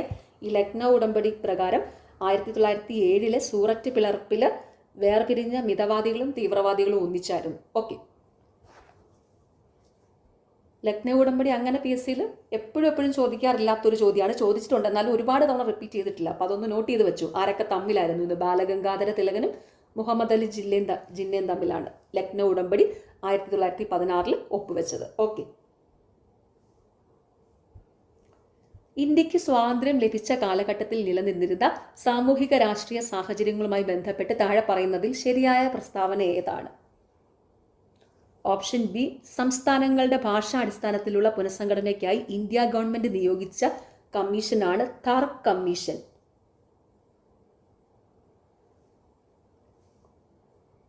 ഇന്ത്യക്ക് സ്വാതന്ത്ര്യം ലഭിച്ച കാലഘട്ടത്തിൽ നിലനിന്നിരുന്ന സാമൂഹിക രാഷ്ട്രീയ സാഹചര്യങ്ങളുമായി ബന്ധപ്പെട്ട് താഴെ പറയുന്നതിലെ ശരിയായ പ്രസ്താവന: സംസ്ഥാനങ്ങളുടെ ഭാഷാടിസ്ഥാനത്തിലുള്ള പുനഃസംഘടനയ്ക്കായി ഇന്ത്യ ഗവൺമെന്റ് നിയമിച്ച കമ്മീഷനാണ് Thar commission.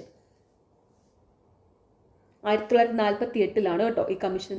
1948 Thar commission, SK ഥാറിന്റെ നേതൃത്വത്തിൽ. SK Thar.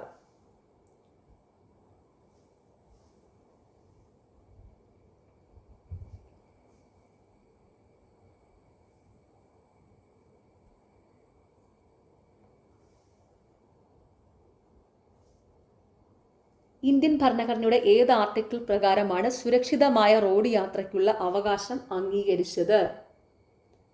Option C, article 21. Indian ഭരണഘടനയുടെ ഏത് ആർട്ടിക്കിൾ പ്രകാരമാണ് സുരക്ഷിതമായ റോഡ് യാത്രയ്ക്കുള്ള അവകാശം അംഗീകരിച്ചത്?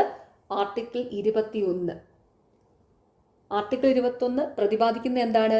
വ്യക്തി സ്വാതന്ത്ര്യത്തിനുള്ള സംരക്ഷണമാണ് ആർട്ടിക്കിൾ 21 വാഗ്ദാനം ചെയ്യുന്നത് കേട്ടോ. വ്യക്തി സ്വാതന്ത്ര്യത്തിനുള്ള സംരക്ഷണം. വ്യക്തി സ്വാതന്ത്ര്യത്തിനുള്ള സംരക്ഷണമാണ് ആർട്ടിക്കിൾ 21 വാഗ്ദാനം ചെയ്യുന്നത്. ഇപ്പൊ സുപ്രീം കോടതിയുടെ പല വിധികൾ വഴി ശുദ്ധജലം, നല്ല വായു, മികച്ച റോഡുകൾ എന്നിവയെല്ലാം ആർട്ടിക്കിൾ 21 പരിധിയിൽ കൊണ്ടുവന്നിട്ടുണ്ട് കേട്ടോ. അത് വ്യക്തി സ്വാതന്ത്ര്യത്തിനുള്ള സംരക്ഷണമാണ് ആർട്ടിക്കിൾ 21 വാഗ്ദാനം ചെയ്യുന്നത്. അപ്പോൾ അതുവഴി ഈ സുപ്രീം കോടതിയുടെ പല വിധികൾ വഴി ശുദ്ധജലം, നല്ല വായു, മികച്ച റോഡുകൾ എന്നിവയെല്ലാം ആർട്ടിക്കിൾ 21 പരിധിയിൽ കൊണ്ടുവന്നിട്ടുണ്ട്. സുരക്ഷിതമായ റോഡെന്നൊക്കെ പറയുമ്പോൾ ഒരു വ്യക്തി സ്വാതന്ത്ര്യത്തിൽ വരുന്നതല്ലേ. ഓക്കെ, ഓപ്പറേഷൻ തൂഫാൻ ഏതുമായി ബന്ധപ്പെട്ടിരിക്കുന്നു? ഓപ്ഷൻ ബി, മയക്കുമരുന്ന്. ഇപ്പം ന്യൂസിലൊക്കെ എപ്പോഴും ഇത് മാത്രമേ കേൾക്കാനുള്ളല്ലേ. ഓപ്പറേഷൻ തൂഫാൻ ഏതുമായി ബന്ധപ്പെട്ടിരിക്കുന്നു? മയക്കുമരുന്ന്.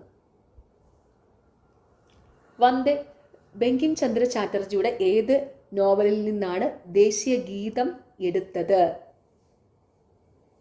Option C Anandamath. ബങ്കിം ചന്ദ്ര ചാറ്റർജിയുടെ ഏത് നോവലിൽ നിന്നാണ് ദേശീയ ഗീതം എടുത്തത്?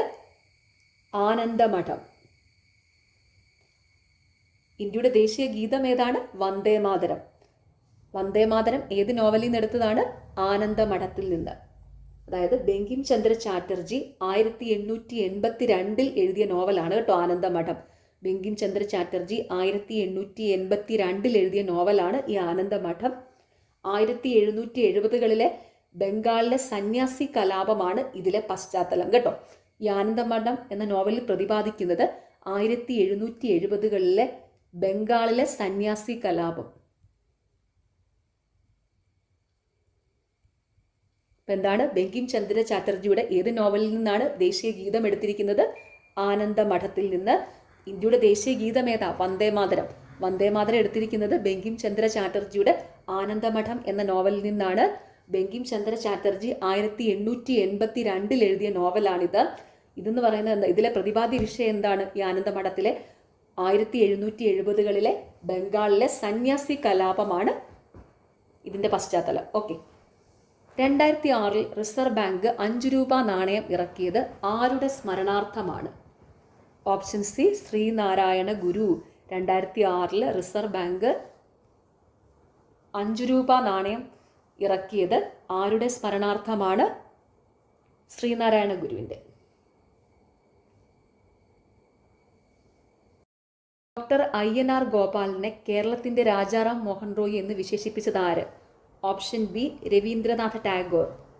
ഡോക്ടർ അയ്യനാർ ഗോപാലിനെ കേരളത്തിൻ്റെ രാജാറാം മോഹൻ റോയ് എന്ന് വിശേഷിപ്പിച്ചതാരാണ്? രവീന്ദ്രനാഥ ടാഗോർ. ഏത് വർഷമാണ് പിംഗലി വെങ്കയ്യ ദേശീയ പതാകയുടെ മാതൃക ഗാന്ധിജിക്ക് സമർപ്പിച്ചത്? Option D 1921. ഏത് വർഷമാണ് പിംഗലി വെങ്കയ്യ ദേശീയ പതാകയുടെ മാതൃക ഗാന്ധിജിക്ക് സമർപ്പിച്ചത്? 1921.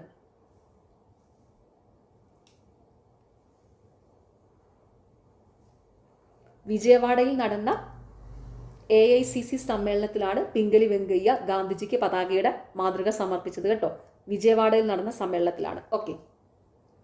1921. അപ്പോൾ ഇന്ത്യയുടെ ദേശീയ പതാക രൂപകൽപ്പന ചെയ്തിരിക്കുന്നത് പിംഗലി വെങ്കയ്യയാണ് കേട്ടോ. അപ്പോൾ ഏത് വർഷമാണ് പിംഗലി വെങ്കയ്യ ദേശീയ പതാകയുടെ മാതൃക ഗാന്ധിജിക്ക് സമർപ്പിച്ചത്? 1921. ദേശീയ പതാകയിലെ അശോക ചക്രത്തിൻ്റെ നിറം? Option A navy blue. ദേശീയ പതാകയിലെ അശോക ചക്രത്തിൻ്റെ നിറം നേവി ബ്ലൂ. അശോക ചക്രത്തിൽ എത്ര ആരക്കാലുകളാണുള്ളത്? 24 ആരക്കാലുകളാണുള്ളത്. അതായത് സ്പോക്സ് കേട്ടോ. 24 ആരക്കാലുകളാണ് അശോക ചക്രത്തിലുള്ളത് കേട്ടോ. ദേശീയ പതാകയിലെ അശോക ചക്രത്തിൽ 24 ആരക്കാലുകളുണ്ട്. അതിൻ്റെ നിറം എന്താണ്? Navy blue. അതായത് അത് സൂചിപ്പിക്കുന്നതെന്ന് വെച്ചാൽ ഈ 24 ആരക്കാലുകൾ എന്നതുകൊണ്ട് ഉദ്ദേശിക്കുന്നത് 24 മണിക്കൂറുകളിലെ ധർമ്മത്തെയും പുരോഗതിയാണ് കേട്ടോ. അതും കൂടി ഒന്ന് മനസ്സിലാക്കി വെച്ചോ. ദേശീയ പതാകയിലെ അശോക ചക്രത്തിലെ 24 ആരക്കാലുകൾ സൂചിപ്പിക്കുന്നത് 24 മണിക്കൂറുകളിലെ ധർമ്മത്തെയും പുരോഗതിയാണ്. ഓക്കെ. അപ്പോൾ ദേശീയ പതാകയിലെ അശോക ചക്രത്തിൻ്റെ നിറം നേവി ബ്ലൂ. ദേശീയഗാനം പാടുന്നത് ഏത് രാഗത്തിലാണ്? Option B Shankarabharanam. ദേശീയഗാനം പാടുന്നത് ഏത് രാഗത്തിലാണ്? ശങ്കരാഭരണം. ഇതൊക്കെ നമ്മൾ ഈ പ്രീവിയസ് ഇയറിലെ ക്ലാസ്സുകൾ ഡിസ്കസ് ചെയ്തപ്പം ഡീറ്റെയിൽ ആയിട്ട് ഞാൻ നിങ്ങളെ പഠിപ്പിച്ചതാണ്. ദേശീയഗാനം പാടുന്നത് ഏത് രാഗത്തിലാണ്? ശങ്കരാഭരണത്തിൽ. ദേശീയ ഗീതമാണെങ്കിലോ വന്ദേമാതരം പാടുന്നത് ദേശീയരാഗത്തിലാണ്. വന്ദേമാതരം ദേശീയരാഗത്തിലും ദേശീയഗാനമായ ജനഗണമന പാടുന്നത് ശങ്കരാഭരണത്തിലുമാണ്. അപ്പോൾ ഓർത്ത് വയ്ക്കുക, ദേശീയഗാനം പാടുന്നത് ഏത് രാഗത്തിലാണ്? ശങ്കരാഭരണം. ദേശീയഗാനം ഏതാ? ജനഗണമന. ജനഗണമന പാടുന്നത് ശങ്കരാഭരണം രാഗത്തിലാണ്. ദേശീയ ഗീതമായ വന്ദേമാതരം പാടുന്നത് ദേശരാഗത്തിലാണ്. ദേശരാഗത്തിൽ.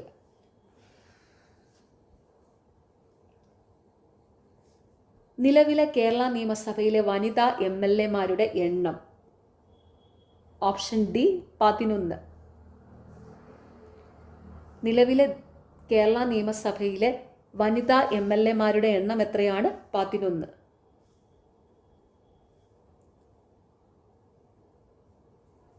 SIR താഴെ പറയുന്നവയിൽ ഏതുമായി ബന്ധപ്പെട്ടതാണ്? ഓപ്ഷൻ ഡി വോട്ടർ പട്ടിക. SIR താഴെ പറയുന്നതിൽ ഏതുമായി ബന്ധപ്പെട്ടതാണ്? വോട്ടർ പട്ടിക.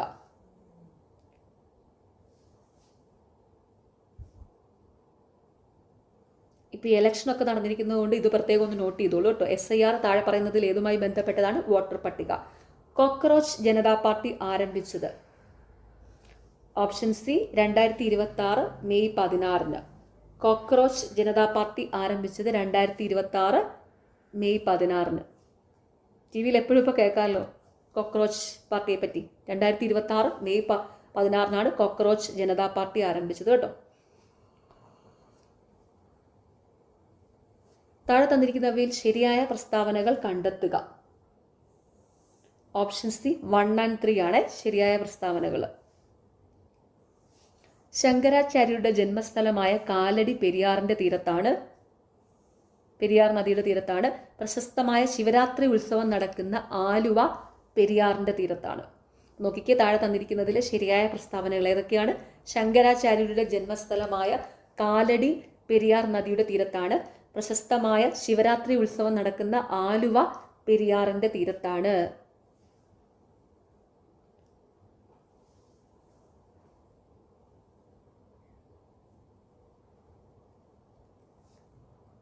ആറന്മുള, ചെങ്ങന്നൂര്,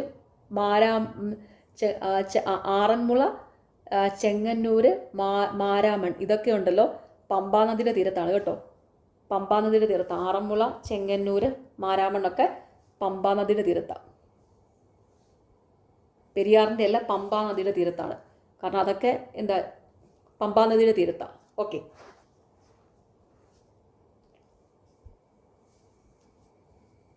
താഴെ തന്നിരിക്കുന്നവയിൽ കിഴക്കോട്ട് ഒഴുകുന്ന നദികൾ ഏതെല്ലാമാണ്? Option A Kabani, Bhavani, Pambar. കേരളത്തിൽ മൊത്തം 44 നദികളാണ് ഉള്ളത്. ഇതിൽ 41 പടിഞ്ഞാറോട്ടും 3 കിഴക്കോട്ടുമാണ് ഒഴുകുന്നത്. കിഴക്കോട്ട് ഒഴുകുന്ന 3 നദികളാണ് കബനി, ഭവാനി, പാമ്പാർ. ഇത് നമ്മൾ പ്രീവിയസ് ഇയറിലെ 10th പ്രിലിംസ് പഠിച്ചപ്പോൾ എപ്പോഴും റിപ്പീറ്റ് ചെയ്ത് ചോദിക്കുന്ന ഒരു ചോദ്യമാണ്. ഇത് എപ്പോഴും പറയാറുണ്ടായിരുന്നല്ലേ. അപ്പം മൊത്തം കേരളത്തിൽ എത്ര നദികളാണ്? 44 നദികളും. അതിൽ 41 പടിഞ്ഞാറോട്ട് ഒഴുകുന്നു, 3 കിഴക്കോട്ട് ഒഴുകുന്നു. കിഴക്കോട്ട് ഒഴുകുന്ന 3 നദികളാണ് കബനി, ഭവാനി, പാമ്പാർ. കിഴക്കോട്ട് ഒഴുകുന്ന ഏറ്റവും വലിയ നദി കബനിയും കിഴക്കോട്ട് ഒഴുകുന്ന ഏറ്റവും ചെറിയ നദി പാമ്പാറുമാണ്. അതും കൂടി ഒന്ന് ഓർത്ത് വെച്ചോളൂ. കിഴക്കോട്ട് ഒഴുകുന്ന ഏറ്റവും വലിയ നദി കബനി, കിഴക്കോട്ട് ഒഴുകുന്ന ഏറ്റവും ചെറിയ നദി പാമ്പാർ. താഴെ തന്നിരിക്കുന്നവയിൽ ശരിയായ പ്രസ്താവനകൾ കണ്ടെത്തുക. Option A 1 and 2. ശരിയായ പ്രസ്താവനകൾ: കൊല്ലം ജില്ലയിലെ ശാസ്താംകോട്ട തടാകം കേരളത്തിലെ പ്രസിദ്ധമായ ശുദ്ധജല തടാകമാണ്. ശാസ്താംകോട്ട തടാകത്തിന്റെ തീരത്ത് പ്രശസ്തമായ ശാസ്താ ക്ഷേത്രം സ്ഥിതി ചെയ്യുന്നു. അപ്പോൾ താഴെ തന്നിരിക്കുന്നതിലെ ശരിയായ പ്രസ്താവനകൾ: കൊല്ലം ജില്ലയിലെ ശാസ്താംകോട്ട തടാകം കേരളത്തിലെ പ്രസിദ്ധമായ ശുദ്ധജല തടാകമാണ്. ശാസ്താംകോട്ട തടാകത്തിന്റെ തീരത്ത് പ്രശസ്തമായ ശാസ്താ ക്ഷേത്രം സ്ഥിതി ചെയ്യുന്നു. കേരളത്തിലെ ഏറ്റവും വലിയ ശുദ്ധജല തടാകമാണ് ഈ ശാസ്താംകോട്ട കേട്ടോ. കേരളത്തിലെ ഏറ്റവും വലിയ ശുദ്ധജല തടാകമാണ് ശാസ്താംകോട്ട. കായലുകളുടെ രാജ്ഞി എന്നറിയപ്പെടുന്നത് ശാസ്താംകോട്ട തടാകമാണ്. കായലുകളുടെ രാജ്ഞി എന്നറിയപ്പെടുന്നത് ശാസ്താംകോട്ട തടാകമാണ്. അപ്പോൾ ആ 2 പോയിന്റ് ഓർത്ത് വെക്കുക. എന്താണ്? കേരളത്തിലെ ഏറ്റവും വലിയ ശുദ്ധജല തടാകം ശാസ്താംകോട്ട തടാകമാണ്. അതുപോലെ കായലുകളുടെ രാജ്ഞി എന്നറിയപ്പെടുന്നത് ശാസ്താംകോട്ട തടാകമാണ്. മാമാങ്കം നടക്കുന്ന തിരുനാവായ ഭാരതപ്പുഴയുടെ തീരത്താണ് കേട്ടോ. ശാസ്താംകോട്ട തടാകത്തിൻ്റെ അല്ല, ഭാരതപ്പുഴയുടെ തീരത്താണ് കേട്ടോ. മാമാങ്കം നടക്കുന്ന തിരുനാവായ ഭാരതപ്പുഴയുടെ തീരത്താണ്. മാമാങ്കം നടക്കുന്ന തിരുനാവായ ഭാരതപ്പുഴയുടെ തീരത്താണ്. അതൊന്ന് ഓർത്ത് വെച്ചോണേ. മാമാങ്കം നടക്കുന്ന തിരുനാവായ ഭാരതപ്പുഴയുടെ തീരത്താണ്. അതൊക്കെ PC എപ്പോഴും ചോദിക്കാറുണ്ട്. താഴെ തന്നിരിക്കുന്നവയിൽ ശരിയായ പ്രസ്താവനകൾ കണ്ടെത്തുക. ഓപ്ഷൻ ഡി 1, 2 ആൻഡ് 3 എല്ലാം ശരിയാണ് കേട്ടോ. ശരിയായ പ്രസ്താവനകൾ: കേരളത്തിലെ ഏറ്റവും വലിയ ജലവൈദ്യുത പദ്ധതിയാണ് ഇടുക്കി ജലവൈദ്യുത പദ്ധതി. പെരിയാർ നദിക്ക് കുറുകെ ഇടുക്കി, ചെറുതോണി, കുളമാവ് എന്നീ അണക്കെട്ടുകൾ ചേർന്നാണ് ഇടുക്കി ജലവൈദ്യുത പദ്ധതി പ്രവർത്തിക്കുന്നത്. ഇടുക്കി ജലവൈദ്യുത പദ്ധതിയുടെ ഭൂഗർഭ പവർ ഹൗസ് മൂലമറ്റത്താണ്. അപ്പോൾ താഴെ തന്നിരിക്കുന്നതിലെ ശരിയായ പ്രസ്താവനകൾ കണ്ടെത്തുക. കേരളത്തിലെ ഏറ്റവും വലിയ ജലവൈദ്യുത പദ്ധതിയാണ് ഇടുക്കി ജലവൈദ്യുത പദ്ധതി. പെരിയാർ നദിക്ക് കുറുകെ ഇടുക്കി, ചെറുതോണി, കുളമാവ് എന്നീ അണക്കെട്ടുകൾ ചേർന്നാണ് ഇടുക്കി ജലവൈദ്യുത പദ്ധതി പ്രവർത്തിക്കുന്നത്. ഇടുക്കി ജലവൈദ്യുത പദ്ധതിയുടെ ഭൂഗർഭ പവർ ഹൗസ് മൂലമറ്റത്താണ്.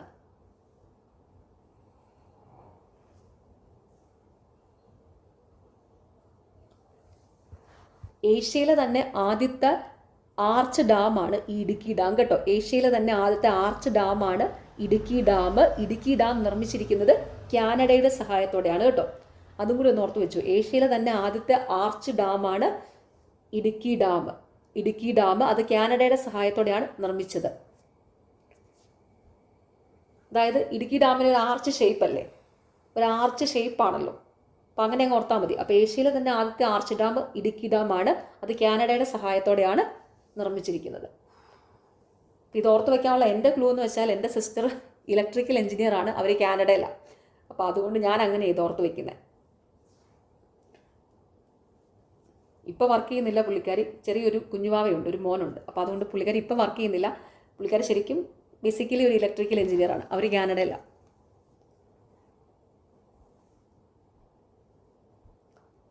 ഓക്കെ. കേരള നിയമസഭയുടെ ഇപ്പോഴത്തെ ഡെപ്യൂട്ടി സ്പീക്കർ ആരാണെന്ന് തിരിച്ചറിയുക. Option B Shanimol Usman. കേരള നിയമസഭയുടെ ഇപ്പോഴത്തെ ഡെപ്യൂട്ടി സ്പീക്കർ ആരാണ് എന്ന് തിരിച്ചറിയുക. ആരാണ്?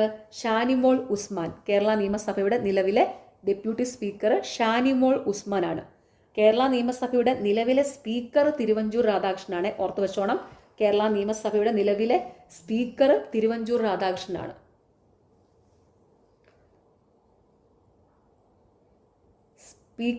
സ്പീക്കർ തിരുവഞ്ചൂർ രാധാകൃഷ്ണനാണ്. Deputy speaker Shanimol Usman. ചോദ്യം: കേരളത്തിലെ ഇപ്പോഴത്തെ ഉന്നത വിദ്യാഭ്യാസ വകുപ്പ് മന്ത്രി ആരാണെന്ന് തിരിച്ചറിയുക. Option C Roji M John. കേരളത്തിലെ ഇപ്പോഴത്തെ ഉന്നത വിദ്യാഭ്യാസ വകുപ്പ് മന്ത്രി ആരാണെന്ന് തിരിച്ചറിയുക. റോജി എം ജോൺ. ഇപ്പോൾ പുതിയ കേരളത്തിലെ മന്ത്രിമാരും വകുപ്പുകളും ഇമ്പോർട്ടൻ്റ് ആണ്. അതെല്ലാവരും പഠിച്ചു വെച്ചോണം കേട്ടോ. അതിൻ്റെ ഒരു ഡീറ്റെയിൽഡ് ക്ലാസ് നമ്മുടെ ചാനലിലുണ്ട്. അതിൻ്റെ ലിങ്ക് ഞാൻ ഈ വീഡിയോയുടെ താഴെയുള്ള കമൻറ്റ് ബോക്സിൽ കൊടുക്കാം. അതിൽ എല്ലാ മന്ത്രിമാരുടെയും എല്ലാ വകുപ്പുകളും ഇൻക്ലൂഡ് ചെയ്തിട്ടുണ്ട്. ഇനി അത്രയും പഠിക്കാനായിട്ട് ബുദ്ധിമുട്ടുള്ളവർക്ക്, അത്രയും ഓർത്ത് വയ്ക്കാൻ ബുദ്ധിമുട്ടുള്ളവർക്ക് വേണ്ടിയിട്ട് മന്ത്രിമാരുടെ പ്രധാന വകുപ്പുകൾ മാത്രം ഇൻക്ലൂഡ് ചെയ്തിട്ടുള്ള ഒരു നോട്ട് ഞാൻ പ്രിപ്പയർ ചെയ്തിട്ടുണ്ട്. അത് ടെലഗ്രാം ചാനലിലുണ്ട് കേട്ടോ. നിങ്ങൾ ഇത്രയും പഠിച്ചു വയ്ക്കാൻ അല്ലെങ്കിൽ ഓർത്ത് വയ്ക്കാൻ ബുദ്ധിമുട്ടുള്ളവർ മാത്രം പോയി അത് പഠിക്കുക. ടെലഗ്രാം ചാനലിൽ കൊടുത്തിട്ടുണ്ട്. അതായത് മന്ത്രിമാരുടെ പ്രധാന വകുപ്പുകൾ മാത്രം. ഓക്കെ. ഡീറ്റെയിൽഡ് വീഡിയോയുടെ ലിങ്ക് താഴെ കമൻറ്റ് ബോക്സിലുണ്ടേ. ഓക്കെ. അപ്പോൾ അതും കാണുക. കണ്ടാൽ പോരാ, കണ്ട് പഠിക്കണം. ഓക്കെ. ഇപ്പോൾ 2-3 പ്രാവശ്യമൊക്കെ വായിച്ചു കഴിയുമ്പോൾ നമുക്ക് തന്നെ ഓർമ്മ വന്നോളും കേട്ടോ. ഒരു 2-3 പ്രാവശ്യം എടുത്ത് വായിക്കുക, അല്ലെങ്കിൽ 2-3 പ്രാവശ്യം ക്ലാസ് ഒന്ന് കാണുക, അത്രയൊക്കെ മതി. അപ്പോൾ നമുക്ക് തന്നെ ഓർമ്മ വന്നോളും. പിന്നെ കുറേ പേരുടെയൊക്കെ പേരുകളൊക്കെ എപ്പോഴും ന്യൂസിലും കേൾക്കുന്നതല്ലേ, അപ്പോൾ അതങ്ങനെ ഓർത്ത് വയ്ക്കാം. ഓക്കെ. ന്യൂസിലും ന്യൂസ് പേപ്പറിലും ഒക്കെ കാണാമല്ലോ.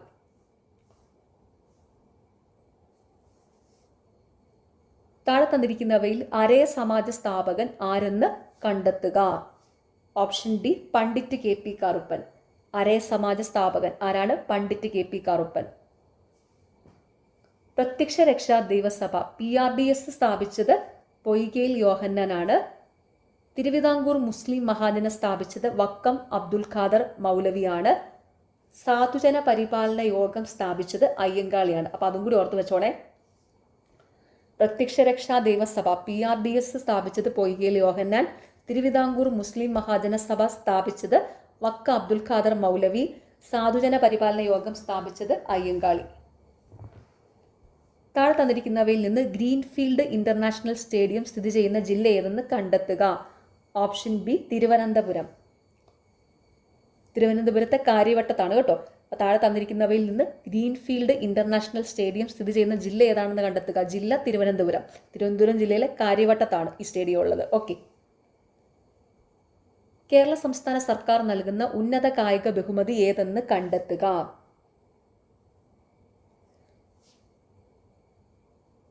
ഓപ്ഷന് GV രാജ പുരസ്കാരം. കേരള സർക്കാർ നൽകുന്ന ഉന്നത കായിക ബഹുമതി ഏതാണെന്ന് കണ്ടെത്തുക. ഏതാണ്? GV രാജ പുരസ്കാരം. കായിക കേരളത്തിന്റെ പിതാവെന്നറിയപ്പെടുന്നത് GV രാജയാണ് കേട്ടോ.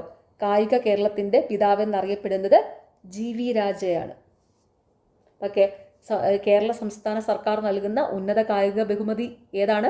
GV രാജ പുരസ്കാരം. കായിക കേരളത്തിന്റെ പിതാവെന്നറിയപ്പെടുന്നത് GV രാജയാണ്. ഓക്കെ. താഴെ തന്നിരിക്കുന്നവയിൽ ശരിയായ പ്രസ്താവനകൾ കണ്ടെത്തുക. Option D 1, 2 and 3. തന്നിരിക്കുന്ന എല്ലാ പ്രസ്താവനകളും ശരിയാണ് കേട്ടോ.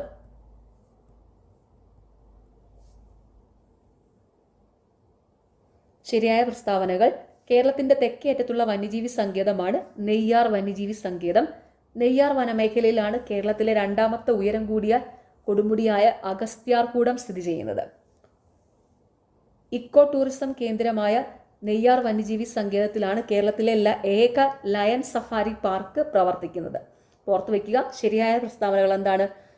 കേരളത്തിന്റെ തെക്കേ അറ്റത്തുള്ള വന്യജീവി സങ്കേതമാണ് നെയ്യാർ വന്യജീവി സങ്കേതം. കേരളത്തിന്റെ തെക്കേ അറ്റത്തെ വന്യജീവി സങ്കേതം നെയ്യാർ വന്യജീവി സങ്കേതം. ഇതെന്തോ എനിക്ക് എപ്പോഴും ഇത് ഓർത്ത് വയ്ക്കാൻ ഒരു കൺഫ്യൂഷനാണ് എപ്പോഴേ. അപ്പം ഞാൻ ഓർത്ത് വയ്ക്കുന്ന ഒരു ക്ലൂ ആണ് കേട്ടോ. ഈ തെക്ക് എന്നുള്ളതിൻ്റെ തായും നെയ്യാറിൻ്റെ നായും ഉണ്ടല്ലോ, തായും നായും കൂടി ഒരുപോലെ അങ്ങ് കണക്ട് ചെയ്യുക. അത് വെച്ചിട്ടാണ് ഞാൻ ഓർക്കുന്നത്. തായും നായും ഞാൻ ഒരുപോലെയാണെന്ന് അങ്ങ് ഓർത്ത് വയ്ക്കും.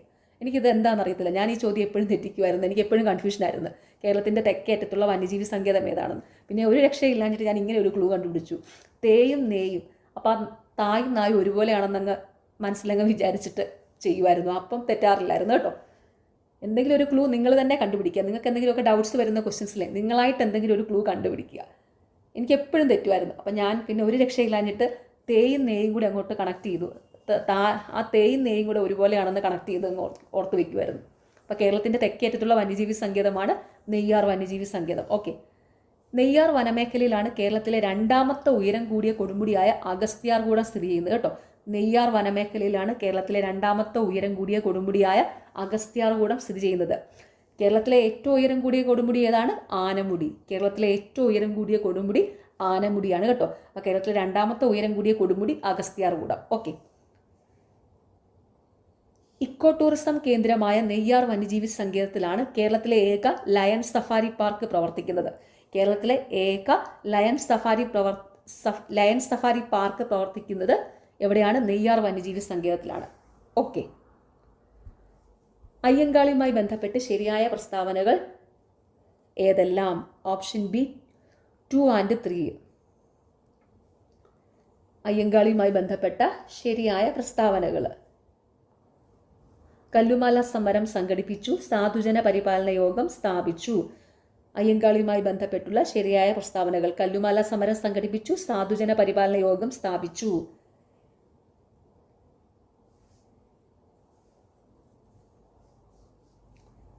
കല്ലുമാല സമരം നടന്ന വർഷം ഏതാണ്? 1915 കേട്ടോ. കല്ലുമാല സമരം സംഘടിപ്പിച്ചത് 1915 കേട്ടോ. കല്ലുമാല സമരം നടന്ന വർഷം 1915. അയ്യങ്കാളി സാധുജന പരിപാലന യോഗം സ്ഥാപിച്ചത് 1907. അയ്യങ്കാളി സാധുജന പരിപാലന യോഗം സ്ഥാപിച്ചത് 1907.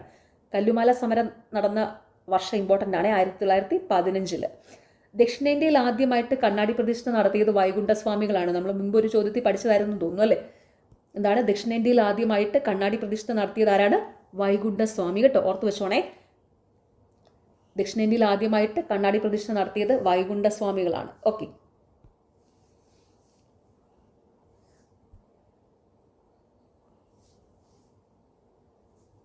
സാമൂഹ്യ പരിഷ്കർത്താവായ VT ഭട്ടതിരിപ്പാടുമായി ബന്ധപ്പെട്ട് ശരിയായ പ്രസ്താവനകൾ കണ്ടെത്തുക. Option A 1 and 2.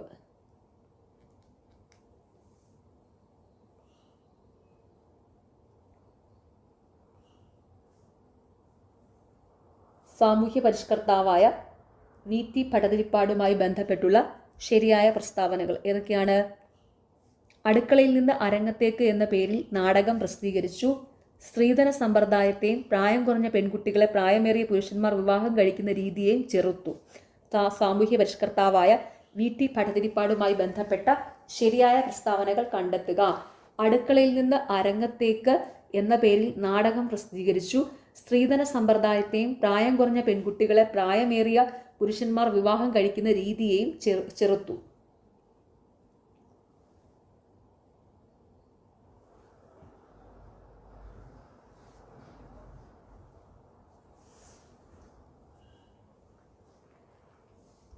മാന്നാനത്ത് സ്കൂളും അച്ചടിശാലയൊക്കെ സ്ഥാപിച്ചത് കുര്യാക്കോസ് ഏലിയാസ് ചാവറയാണ് കേട്ടോ.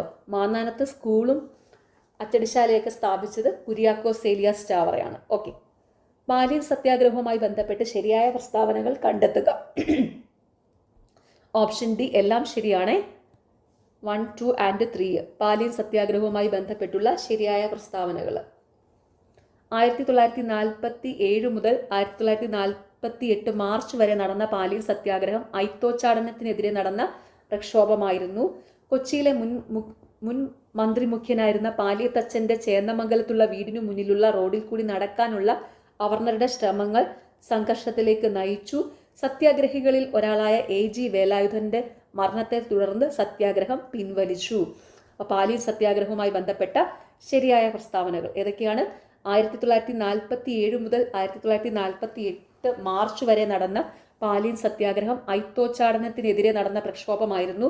കൊച്ചിയിലെ മുൻ മന്ത്രിമുഖ്യനായിരുന്ന പാലിയത്തച്ഛന്റെ ചേന്നമംഗലത്തുള്ള വീടിനു മുന്നിലുള്ള റോഡിൽ കൂടി നടക്കാനുള്ള അവർണരുടെ ശ്രമങ്ങൾ സംഘർഷത്തിലേക്ക് നയിച്ചു. സത്യാഗ്രഹികളിൽ ഒരാളായ AG വേലായുധന്റെ മരണത്തെ തുടർന്ന് സത്യാഗ്രഹം പിൻവലിച്ചു. പ്രാചീന മലയാളം എന്ന ഗ്രന്ഥം എഴുതിയത്? ഓപ്ഷൻ സി ചട്ടമ്പി സ്വാമികൾ. പ്രാചീന മലയാളം എന്ന ഗ്രന്ഥം എഴുതിയത് ആരാണ്? ചട്ടമ്പി സ്വാമികളാണ്. ചട്ടമ്പി സ്വാമികളുടെ മറ്റ് പ്രധാന കൃതികളാണ് വേദാധികാര നിരൂപണം, അദ്വൈത ചിന്താ പദ്ധതി, ക്രിസ്തുമത നിരൂപണം. ഓർത്തു വെക്കുക, ചട്ടമ്പി സ്വാമികളുടെ മറ്റ് പ്രധാന കൃതികൾ വേദാധികാര നിരൂപണം, അദ്വൈത ചിന്താ പദ്ധതി, ക്രിസ്തുമത നിരൂപണം. ശ്രീനാരായണ ഗുരുവുമായി ബന്ധപ്പെട്ട് ശരിയായ പ്രസ്താവനകൾ കണ്ടെത്തുക. ഓപ്ഷൻ ബി 2 and 3 ശ്രീനാരായണ ഗുരുവുമായി ബന്ധപ്പെട്ടുള്ള ശരിയായ പ്രസ്താവനകൾ. ഒരു ജാതി ഒരു മതം ഒരു ദൈവം മനുഷ്യന് എന്നത് അദ്ദേഹത്തിന്റെ പ്രസിദ്ധമായ വചനമായിരുന്നു. ആത്മോപദേശ ശതകം, ദൈവദശകം, ദർശനമാല, നവമഞ്ജരി, ശിവശതകം മുതലായവ അദ്ദേഹത്തിന്റെ പ്രസിദ്ധീകരണങ്ങളാണ്. അപ്പൊ ശ്രീനാരായണ ഗുരുവുമായി ബന്ധപ്പെട്ടുള്ള ശരിയായ പ്രസ്താവനകൾ ഏതൊക്കെയാണ്? ഒരു ജാതി ഒരു മതം ഒരു ദൈവം മനുഷ്യന് എന്നത് അദ്ദേഹത്തിന്റെ പ്രസിദ്ധമായ വചനമായിരുന്നു. ആത്മോപദേശ ശതകം, ദൈവദശകം, ദർശനമാല, നവമഞ്ജരി, ശിവശതകം മുതലായവ അദ്ദേഹത്തിന്റെ പ്രസിദ്ധീകരണങ്ങളാണ്. സമത്വ സമാജം സ്ഥാപിച്ചത് വൈകുണ്ഠസ്വാമിയാണ്. സമത്വ സമാജം സ്ഥാപിച്ചത് വൈകുണ്ഠസ്വാമിയാണ്. താഴെ തന്നിരിക്കുന്നവയിൽ ശരിയായ പ്രസ്താവനകൾ കണ്ടെത്തുക. ഓപ്ഷൻ ഡി എല്ലാം ശരിയാണ്. അപ്പൊ ശരിയായ പ്രസ്താവനകൾ: C Kesavan, TM Varghese, NV Joseph, PK Kunju എന്നിവരുടെ നേതൃത്വത്തിൽ അഖില തിരുവിതാംകൂർ സംയുക്ത രാഷ്ട്രീയ സമിതി നിവർത്തന പ്രക്ഷോഭം ആരംഭിച്ചു. ശ്രീമൂലം പ്രജാസഭയിലേക്ക് സ്വത്തടിസ്ഥാനത്തിനു പകരം ജനസംഖ്യാ അടിസ്ഥാനത്തിൽ വോട്ടവകാശം ആവശ്യപ്പെട്ടായിരുന്നു സമരം സംഘടിപ്പിച്ചത്. ഉത്തരവാദ ഭരണം നേടുന്നതിനായി പട്ടം എ താണുപിള്ള ആദ്യ പ്രസിഡന്റായി തിരുവിതാംകൂർ സ്റ്റേറ്റ് കോൺഗ്രസ് രൂപീകരിക്കപ്പെട്ടു. നോക്കിക്കുക, താഴെ തന്നിരിക്കുന്നതിലെ ശരിയായ പ്രസ്താവനകൾ: C Kesavan, TM Varghese, NV Joseph, PK Kunju എന്നിവരുടെ നേതൃത്വത്തിൽ അഖില തിരുവിതാംകൂർ സംയുക്ത രാഷ്ട്രീയ സമിതി നിവർത്തന പ്രക്ഷോഭം ആരംഭിച്ചു. ശ്രീമൂലം പ്രജാസഭയിലേക്ക് സ്വത്തടിസ്ഥാനത്തിനു പകരം ജനസംഖ്യാ അടിസ്ഥാനത്തിൽ വോട്ടവകാശം ആവശ്യപ്പെട്ടായിരുന്നു സമരം സംഘടിപ്പിച്ചത്. ഉത്തരവാദ ഭരണം നേടുന്നതിനായി പട്ടം എ താണുപിള്ള ആദ്യ പ്രസിഡന്റായി തിരുവിതാംകൂർ സ്റ്റേറ്റ് കോൺഗ്രസ് രൂപീകരിക്കപ്പെട്ടു. നിവർത്തന പ്രക്ഷോഭം നടന്നിരിക്കുന്നത് 1932 കേട്ടോ. നിവർത്തന പ്രക്ഷോഭം 1932.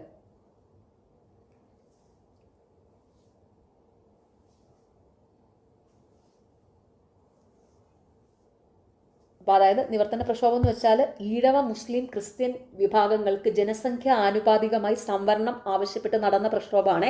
അങ്ങനെ ഒരു സ്റ്റേറ്റ്മെൻറ്റും കൂടി ഉണ്ട് ഇതിന്. അതായത് ഈഴവ മുസ്ലിം ക്രിസ്ത്യൻ വിഭാഗങ്ങൾക്ക് ജനസംഖ്യ ആനുപാതികമായി സംവരണം ആവശ്യപ്പെട്ട് നടന്ന പ്രക്ഷോഭമാണ് ഈ നിവർത്തന പ്രക്ഷോഭം കേട്ടോ, 1932. അത് PSC എപ്പോഴും ചോദിക്കുന്നതാണ്. എന്താണ്? ഈഴവ മുസ്ലിം ക്രിസ്ത്യൻ വിഭാഗങ്ങൾക്ക് ജനസംഖ്യ ആനുപാതികമായി സംവരണം ആവശ്യപ്പെട്ട് നടന്ന പ്രക്ഷോഭം ഏതാണെന്ന്. നിവർത്തന പ്രക്ഷോഭം. നിവർത്തന പ്രക്ഷോഭം നടന്നിരിക്കുന്ന വർഷം 1932. Okay.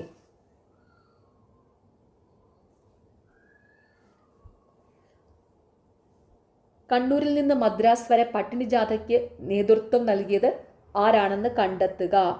Option A AK Gopalan. കണ്ണൂരിൽ നിന്ന് മദ്രാസ് വരെ പട്ടിണി ജാഥയ്ക്ക് നേതൃത്വം നൽകിയത് ആരാണെന്ന് കണ്ടെത്തുക. AK ഗോപാലൻ. പട്ടിണി ജാഥ നടന്നിരിക്കുന്നത് 1936 കേട്ടോ. പട്ടിണി ജാഥ നടന്ന വർഷം 1936.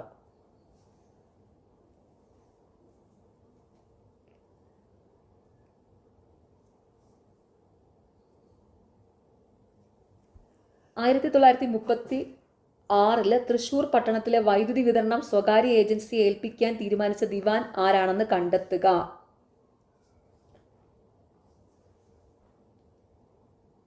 Option C Shanmukham Chetty. 1936 തൃശൂർ പട്ടണത്തിലെ വൈദ്യുതി വിതരണം സ്വകാര്യ ഏജൻസിയെ ഏൽപ്പിക്കാൻ തീരുമാനിച്ച ദിവാൻ ആരാണെന്ന് കണ്ടെത്തുക. ഷൺമുഖം ചെട്ടി. അപ്പോൾ വൈദ്യുതി സമരം നടന്നത് എവിടെയാണ്? വൈദ്യുതി സമരം നടന്നത് 1936 തൃശ്ശൂരിലായിരുന്നു കേട്ടോ. അത് PSC എപ്പോഴും ചോദിക്കുന്നതാണ്. വൈദ്യുതി സമരം നടന്നത് 1936 തൃശ്ശൂരിലായിരുന്നു. ആ സമയത്ത് ദിവാൻ ആരായിരുന്നു? ഷൺമുഖം ചെട്ടി. അതായത് തൃശ്ശൂർ പട്ടണത്തിലെ വൈദ്യുതി വിതരണം സ്വകാര്യ ഏജൻസിയെ ഏൽപ്പിക്കാൻ തീരുമാനിച്ച ദിവാൻ ആരാണ്? ഷൺമുഖം ചെട്ടി. ഓക്കെ. മലബാർ കലാപവുമായി ബന്ധപ്പെട്ട് ശരിയായ പ്രസ്താവനകൾ ഏതെല്ലാം? Option B 1 and 3. മലബാർ കലാപവുമായി ബന്ധപ്പെട്ടുള്ള ശരിയായ പ്രസ്താവനകൾ. വാര്യംകുന്നത്ത് കുഞ്ഞഹമ്മദ് ഹാജി, സീതിക്കോയ തങ്ങൾ, അലി മുസലിയാർ എന്നിവരുടെ നേതൃത്വത്തിൽ ബ്രിട്ടീഷ് ആധിപത്യത്തിനും ഭൂപ്രഭുത്വത്തിനും എതിരായി മലബാറിൽ കലാപം നടന്നു. മലബാർ കലാപവുമായി ബന്ധപ്പെട്ട ദാരുണ സംഭവമാണ് വാഗൺ ദുരന്തം.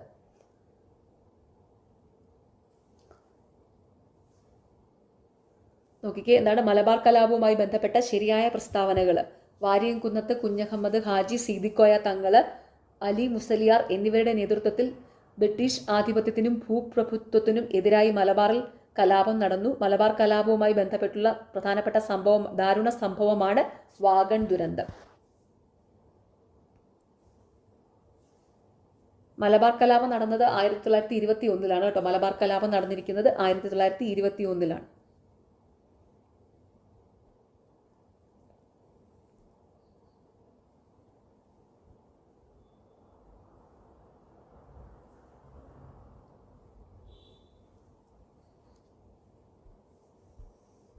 കേരളത്തിൽ മയക്കുമരുന്നിന്റെ വേരിറക്കുക എന്ന ലക്ഷ്യത്തോടെ കേരള പോലീസ് 2026 ജൂൺ 1 മുതൽ നടപ്പിലാക്കാൻ തീരുമാനിച്ച പദ്ധതി ഏതാണെന്ന് കണ്ടെത്തുക. ഓപ്ഷൻ ഡി ഓപ്പറേഷൻ തൂഫാൻ. കേരളത്തിൽ മയക്കുമരുന്നിന്റെ വേരിറക്കുക എന്ന ലക്ഷ്യത്തോടെ കേരള പോലീസ് 2026 ജൂൺ 1 മുതൽ നടപ്പിലാക്കാൻ തീരുമാനിച്ച പദ്ധതി ഏതാണ്? ഓപ്പറേഷൻ തൂഫാൻ. അത് മുന്നത്തെ ചോദ്യത്തിൽ പഠിച്ചതാണല്ലേ. ഓക്കെ. മനുഷ്യ മസ്തിഷ്കം നാഡീവ്യൂഹത്തിന്റെ പ്രധാന അവയവമാണ്. ഇത് ശരീരത്തിന്റെ മുഴുവൻ നിയന്ത്രണ കേന്ദ്രമായി പ്രവർത്തിക്കുന്നു. മസ്തിഷ്കത്തെയും സുഷുമ്നാ നാഡിയെയും പൊതിഞ്ഞു സംരക്ഷിക്കുന്ന പാളി ഏതാണ്? ഓപ്ഷന് മെനിഞ്ചസ്. മനുഷ്യ മസ്തിഷ്കം നാഡീവ്യൂഹത്തിന്റെ പ്രധാന അവയവമാണ്. ഇത് ശരീരത്തിന്റെ മുഴുവൻ നിയന്ത്രണ കേന്ദ്രമായി പ്രവർത്തിക്കുന്നു. മസ്തിഷ്കത്തെയും സുഷുമ്നാ നാഡിയെയും പൊതിഞ്ഞു സംരക്ഷിക്കുന്ന പാളി ഏതാണ്? മെനിഞ്ചസ്. മെനിഞ്ചസിനുണ്ടാകുന്ന രോഗബാധയാണ് മെനിഞ്ചൈറ്റിസ്. മെനിഞ്ചസിനുണ്ടാകുന്ന രോഗബാധ മെനിഞ്ചൈറ്റിസ് കേട്ടോ. മെനിഞ്ചസിന്റെ പാളികൾക്കുള്ളിൽ നിറഞ്ഞിരിക്കുന്ന ദ്രാവകമാണ് CSF കേട്ടോ, CSF അതും കൂടി ഒന്ന് ഓർത്ത് വെച്ചോണേ. മെനിഞ്ചസിൻ്റെ പാളികൾക്കുള്ളിൽ നിറഞ്ഞിരിക്കുന്ന ദ്രാവകം CSF സെറിബ്രോസ്പൈനൽ ഫ്ലൂയിഡ് ആണ് കേട്ടോ, സെറിബ്രോസ്പൈനൽ ഫ്ലൂയിഡ് CSF. മെനിഞ്ചസിൻ്റെ പാളികൾക്കുള്ളിൽ നിറഞ്ഞിരിക്കുന്ന ദ്രാവകം CSF സെറിബ്രോസ്പൈനൽ ഫ്ലൂയിഡ്. മെനിഞ്ചസിനുണ്ടാകുന്ന രോഗബാധയാണ് മെനിഞ്ചൈറ്റിസ്. മെനിഞ്ചസിനുണ്ടാകുന്ന രോഗബാധ മെനിഞ്ചൈറ്റിസ്. മസ്തിഷ്കത്തെയും സുഷുമ്ന നാഡിയെയും പൊതിഞ്ഞു സംരക്ഷിക്കുന്ന പാളി മെനിഞ്ചസ്. ഓക്കെ. ഹൃദയം ഒരു പമ്പ് പോലെ പ്രവർത്തിച്ച് ശരീരത്തിന്റെ വിവിധ ഭാഗങ്ങളിലേക്ക് ഓക്സിജൻ അടങ്ങിയ ശുദ്ധരക്തം എത്തിക്കുകയും തിരിച്ച് കാർബൺ ഡൈ ഓക്സൈഡ് അടങ്ങിയ അശുദ്ധരക്തം ശ്വാസകോശത്തിൽ എത്തിച്ച്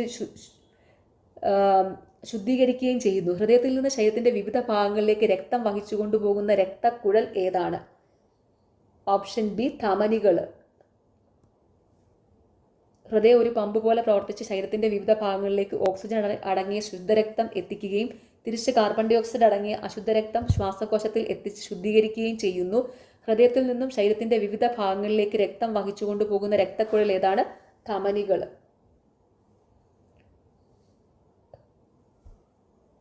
കുട്ടികളിൽ റിക്കറ്റ്സ് ഉണ്ടാകുന്നത് ഏത് വിറ്റാമിൻ്റെ കുറവ് മൂലമാണ്? Option B vitamin D. കുട്ടികളിൽ റിക്കറ്റ്സ് ഉണ്ടാകുന്നത് ഏത് വിറ്റാമിൻ്റെ കുറവ് മൂലമാണ്? വിറ്റാമിൻ ഡിയുടെ. നിശാന്തതയ്ക്ക് കാരണം വിറ്റാമിൻ എ ആണ്. സ്കർവിക്ക് കാരണം വിറ്റാമിൻ സി ആണ്. വന്ധ്യതയ്ക്ക് കാരണം വിറ്റാമിൻ ഇ ആണ് കേട്ടോ. അപ്പോൾ അതും കൂടി ഒന്ന് ഓർത്ത് വെക്കുക. നിശാന്തത, നൈറ്റ് ബ്ലൈൻഡ്നെസ് കാരണം വിറ്റാമിൻ എയുടെ കുറവാണ്. സ്കർവിക്ക് കാരണം വിറ്റാമിൻ സിയുടെ കുറവാണ്. വന്ധ്യതയ്ക്ക് കാരണം വിറ്റാമിൻ ഇയുടെ കുറവാണ്. ക്യാൻസറിന് കാരണമാകുന്ന വസ്തുക്കളെ അല്ലെങ്കിൽ ഘടകങ്ങളെ പൊതുവായി വിളിക്കുന്ന പേര് എന്താണ്? ഓപ്ഷൻ ഡി കാർസിനോജനുകൾ. ക്യാൻസറിന് കാരണമാകുന്ന വസ്തുക്കളെ അല്ലെങ്കിൽ ഘടകങ്ങളെ പൊതുവായി വിളിക്കുന്ന പേരെന്താണ്? കാർസിനോജനുകൾ. ക്യാൻസറിനെ കുറിച്ചുള്ള പഠനം ഓങ്കോളജിയാണ്. ഓർത്ത് വെക്കുക, ക്യാൻസറിനെ കുറിച്ചുള്ള പഠനം ഓങ്കോളജി. ഒരു മരം നടുമ്പോൾ ഒരു ജീവനാണ് ജനിക്കുന്നത്, എന്നാൽ വനങ്ങൾ നശിപ്പിക്കുമ്പോൾ ഒരു സംസ്കാരമാണ് ഇല്ലാതാകുന്നത്.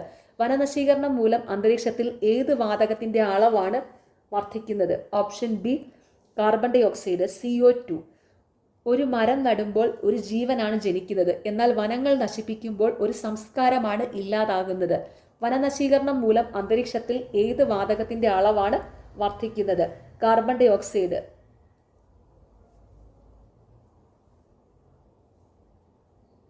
അതായത് ഇതിൻ്റെ ഒരു കാരണം എന്ന് വെച്ചാൽ എന്താണെന്നറിയോ? സസ്യങ്ങൾ പ്രകാശ സംശ്ലേഷണത്തിനായി കാർബൺ ഡൈ ഓക്സൈഡ് സ്വീകരിക്കുന്നു. കാടുകൾ വെട്ടി നശിക്കുമ്പോൾ ഈ കാർബൺ ഡൈ ഓക്സൈഡ് ആഗിരണം ചെയ്യാൻ മരങ്ങളില്ലാതെ വരികയും അന്തരീക്ഷത്തിൽ ഇതിൻ്റെ അളവ് കൂടി ആഗോള താപനം, അതായത് ഗ്ലോബൽ വാർമിങ്ങിന് കാരണമാവുകയും ചെയ്യുകയാണ് ചെയ്യുന്നത് കേട്ടോ. ഓക്കെ, അതൊന്ന് ജസ്റ്റ് മനസ്സിലാക്കി വെക്കുക. അതാണ് സംഭവം. കടൽത്തീരങ്ങളിലും ഉപ്പുരസമുള്ള ജലാശയങ്ങൾക്ക് സമീപവും വളരുന്ന വനങ്ങൾ ഏത് പേരിലാണ് അറിയപ്പെടുന്നത്? ഓപ്ഷൻ ബി കണ്ടൽ വനങ്ങൾ, അതായത് മാംഗ്രൂവ്സ് ഫോറസ്റ്റ് കേട്ടോ.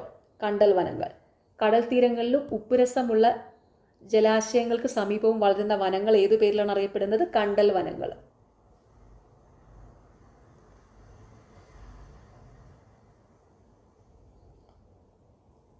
കണ്ടൽ ചെടികളുടെ ശ്വസന വേരുകൾ ന്യൂമാറ്റോഫോറുകളാണ്. അത് ചുമ്മാ ജസ്റ്റ് ഒന്ന് മനസ്സിലാക്കി വെക്കുക കേട്ടോ. ഞാൻ പറയുന്നത് ജസ്റ്റ് ഒന്ന് കേട്ടുവിട്ടാൽ മതി ഇത്. അതായത് കണ്ടൽ ചെടികളുടെ ശ്വസന വേരുകൾ എന്ന് പറയുന്നത് ന്യൂമാറ്റോഫോറുകളാണ്. ഓക്കെ. താഴെ പറയുന്നവയിൽ ഏതാണ് ഒരു പ്രദേശത്തെ പ്രാഥമിക ഉൽപാദകരായി കണക്കാക്കുന്നത്? ഓപ്ഷൻ സി ഹരിത സസ്യങ്ങൾ. താഴെ പറയുന്നവയിൽ ഏതാണ് ഒരു പ്രദേശത്തെ പ്രാഥമിക ഉൽപാദകരായി കണക്കാക്കുന്നത്? ഹരിത സസ്യങ്ങൾ. പ്രാഥമിക ഉൽപാദകർ ഹരിത സസ്യങ്ങൾ. അതായത് സൂര്യപ്രകാശം ഉപയോഗിച്ച് സ്വന്തമായി ആഹാരം നിർമ്മിക്കാൻ കഴിയുന്നതിനാലാണ് സസ്യങ്ങൾ ഉൽപാദകരാകുന്നത് കേട്ടോ. സൂര്യപ്രകാശം ഉപയോഗിച്ച് സ്വന്തമായിട്ട് ആഹാരം നിർമ്മിക്കാൻ കഴിയുന്നതിനാലാണ് സസ്യങ്ങൾ ഉൽപാദകർ. ഓക്കെ, സസ്യങ്ങൾ ഉൽപാദകരാണെന്ന് പറയുന്നത്.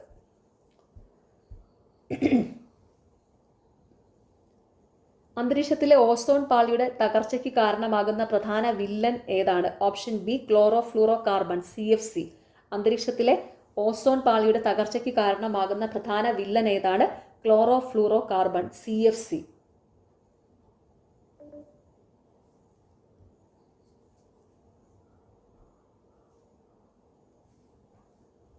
ഓസോൺ ദിനം എന്നാണ്? ഓസോൺ ദിനം സെപ്റ്റംബർ 16 പി സി എപ്പോഴും ചോദിക്കാറുണ്ട്. ഓസോൺ ദിനം സെപ്റ്റംബർ 16. ഓസോൺ പാളിയുടെ കനം അളക്കുന്ന യൂണിറ്റ് ഡോപ്സൺ ആണ് കേട്ടോ. ഓസോൺ പാളിയുടെ കനം അളക്കുന്ന യൂണിറ്റ് ഡോപ്സൺ ആണ്. ഓസോൺ പാളി കാണപ്പെടുന്നത് സ്ട്രാറ്റോസ്ഫിയറിലാണ്. സ്ട്രാറ്റോസ്ഫിയറിലാണ് ഓസോൺ പാളി കാണപ്പെടുന്നത്. ഈ പോയിന്റ് കൂടെ ഒന്ന് ഓർത്ത് വെക്കുക. ഓസോൺ ദിനം സെപ്റ്റംബർ 16. ഓസോൺ പാളിയുടെ കനം അളക്കുന്ന യൂണിറ്റ് ഡോപ്സൺ. ഓസോൺ പാളി കാണപ്പെടുന്നത് സ്ട്രാറ്റോസ്ഫിയറിലാണ്. ഓക്കെ. ജന്മന ഹൃദയവൈകല്യങ്ങളാലും ജനിതക രോഗങ്ങളാലും മറ്റു ഗുരുതര രോഗങ്ങളാലും കഷ്ടപ്പെടുന്ന 18 വയസ്സ് വരെയുള്ള കുട്ടികൾക്ക് പൂർണ്ണ സൗജന്യ ചികിത്സ അനുവദിക്കുന്ന പദ്ധതി ഏതാണ്? ഓപ്ഷൻ എ താലോലം. ജന്മനായുള്ള ഹൃദയവൈകല്യങ്ങളും വൈകല്യങ്ങളാലും ജനിതക രോഗങ്ങളാലും മറ്റു ഗുരുതര രോഗങ്ങളാലും കഷ്ടപ്പെടുന്ന 18 വയസ്സ് വരെയുള്ള കുട്ടികൾക്ക് പൂർണ്ണ സൗജന്യ ചികിത്സ അനുവദിക്കുന്ന പദ്ധതി ഏതാണ്? താലോലം.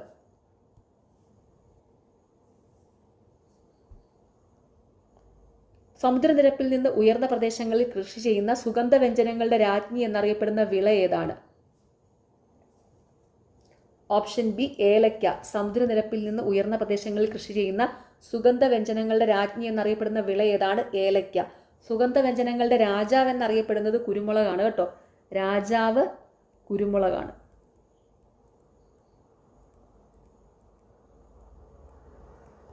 സുഗന്ധവ്യഞ്ജനങ്ങളുടെ രാജ്ഞി ഏലക്കായും രാജാവ് കുരുമുളകും.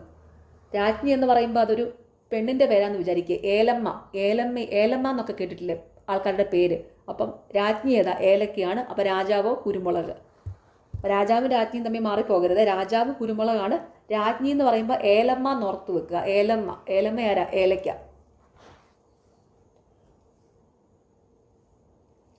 സുഗന്ധവ്യഞ്ജനങ്ങളുടെ നാടെന്നറിയപ്പെടുന്നത് കേരളമാണ് കേട്ടോ. സുഗന്ധവ്യഞ്ജനങ്ങളുടെ നാട് എന്നറിയപ്പെടുന്നത് നമ്മുടെ കേരളമാണ്. തന്നിരിക്കുന്ന പ്രസ്താവനകൾ പരിശോധിക്കുക. ഇതിൽ ഓപ്ഷൻ ബി 1, 2, 4 മാത്രം ശരി. അപ്പോൾ ശരിയായ പ്രസ്താവനകൾ: ദ്രവ്യമാനം എല്ലായിടത്തും സ്ഥിരമാണ്. ഭാരം സ്ഥലത്തിനനുസരിച്ച് മാറുന്നു. ചന്ദ്രനിൽ ഒരു വസ്തുവിൻ്റെ ഭാരം കുറയുന്നു. താഴെ തന്നിരിക്കുന്ന പ്രസ്താവനകൾ പരിശോധിക്കുക. ദ്രവ്യമാനം എല്ലായിടത്തും സ്ഥിരമാണ്. ഭാരം സ്ഥലത്തിനനുസരിച്ച് മാറുന്നു. ചന്ദ്രനിൽ ഒരു വസ്തുവിൻ്റെ ഭാരം കുറയുന്നു.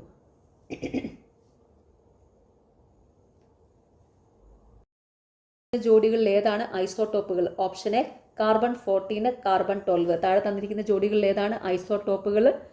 Carbon 14, carbon 12. ഐസോടോപ്പുകൾ എന്ന് വെച്ചാൽ ഒരേ ആറ്റോമിക നമ്പറും വ്യത്യസ്ത മാസ് നമ്പറും ഉള്ളവയാണ് കേട്ടോ. ഒരേ ആറ്റോമിക നമ്പറും വ്യത്യസ്ത മാസ് നമ്പറും ഉള്ളത്. ഐസോബാറുകളാണെങ്കിലോ ഒരേ മാസ് നമ്പറും വ്യത്യസ്ത ആറ്റോമിക നമ്പറും ഉള്ളത്. ഐസോബാറുകളാണെങ്കിൽ ഒരേ മാസ് നമ്പറും വ്യത്യസ്ത ആറ്റോമിക നമ്പറും ഉള്ളത്. ഒരു ഫ്യൂസ് വയറിനുണ്ടായിരിക്കേണ്ട ഗുണം? ഓപ്ഷൻ എ ഉയർന്ന ദ്രവണാങ്കം. ഒരു ഫ്യൂസ് വയറിന് ഉണ്ടായിരിക്കേണ്ട ഗുണം ഉയർന്ന ദ്രവണാങ്കം.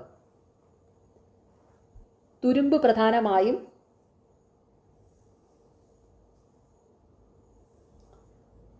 ഓപ്ഷൻ ബി അയൺ ഓക്സൈഡ് ആണ് കേട്ടോ. തുരുമ്പ് പ്രധാനമായിട്ടും അയൺ ഓക്സൈഡ് ആണ്.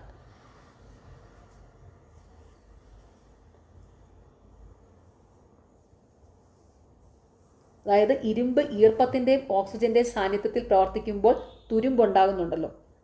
തുരുമ്പ് പ്രധാനമായിട്ടും എന്താണ്? അയൺ ഓക്സൈഡ് ആണ്. അതായത് ഈ ഇരുമ്പ് ഈർപ്പത്തിൻ്റെ ഓക്സിജൻ്റെ സാന്നിധ്യത്തിൽ പ്രവർത്തിക്കുമ്പോഴാണ് എന്ത്? തുരുമ്പുണ്ടാകുന്നത്. താഴെ തന്നിരിക്കുന്നവയിൽ താപശോഷക പ്രവർത്തനം ഏതാണ്? ഓപ്ഷൻ എ പ്രകാശ സംശ്ലേഷണം. താപശോഷക പ്രവർത്തനം പ്രകാശ സംശ്ലേഷണമാണ്. അതായത് ഊർജ്ജം അല്ലെങ്കിൽ താപം ആഗിരണം ചെയ്യുന്ന പ്രവർത്തനമാണ് താപശോഷക പ്രവർത്തനം കേട്ടോ. എൻഡോതെർമിക് എന്ന് പറയും.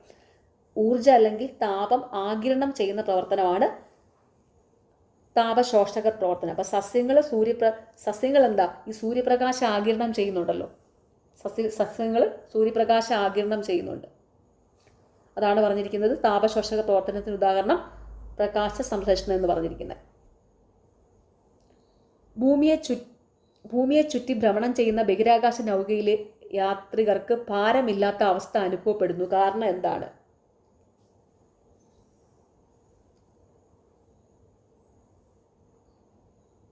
ഓപ്ഷൻ ബി, നൗകയും യാത്രികരും ഒരുമിച്ച് സ്വതന്ത്ര പതനത്തിലാണ്. ഭൂമിയെ ചുറ്റി ഭ്രമണം ചെയ്യുന്ന ബഹിരാകാശ നൗകയിലെ യാത്രികർക്ക് ഭാരമില്ലാത്ത അവസ്ഥ അനുഭവപ്പെടുന്നു. കാരണം നൗകയും യാത്രികരും ഒരുമിച്ച് സ്വതന്ത്ര പതനത്തിലാണ്.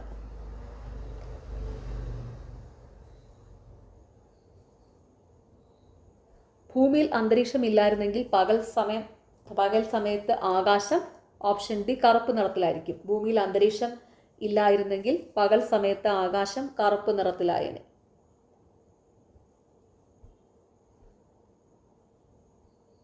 അതായത് അന്തരീക്ഷമില്ലെങ്കിൽ പ്രകാശ വിസരണം നടക്കത്തില്ല. അപ്പോൾ ആകാശം കറുപ്പ് നിറത്തിലായിരിക്കും. ജലത്തിൽ മുങ്ങിയ നാണയം ഉയരത്തിൽ കാണപ്പെടുന്നത് ഓപ്ഷൻ ബി അപവർത്തനം.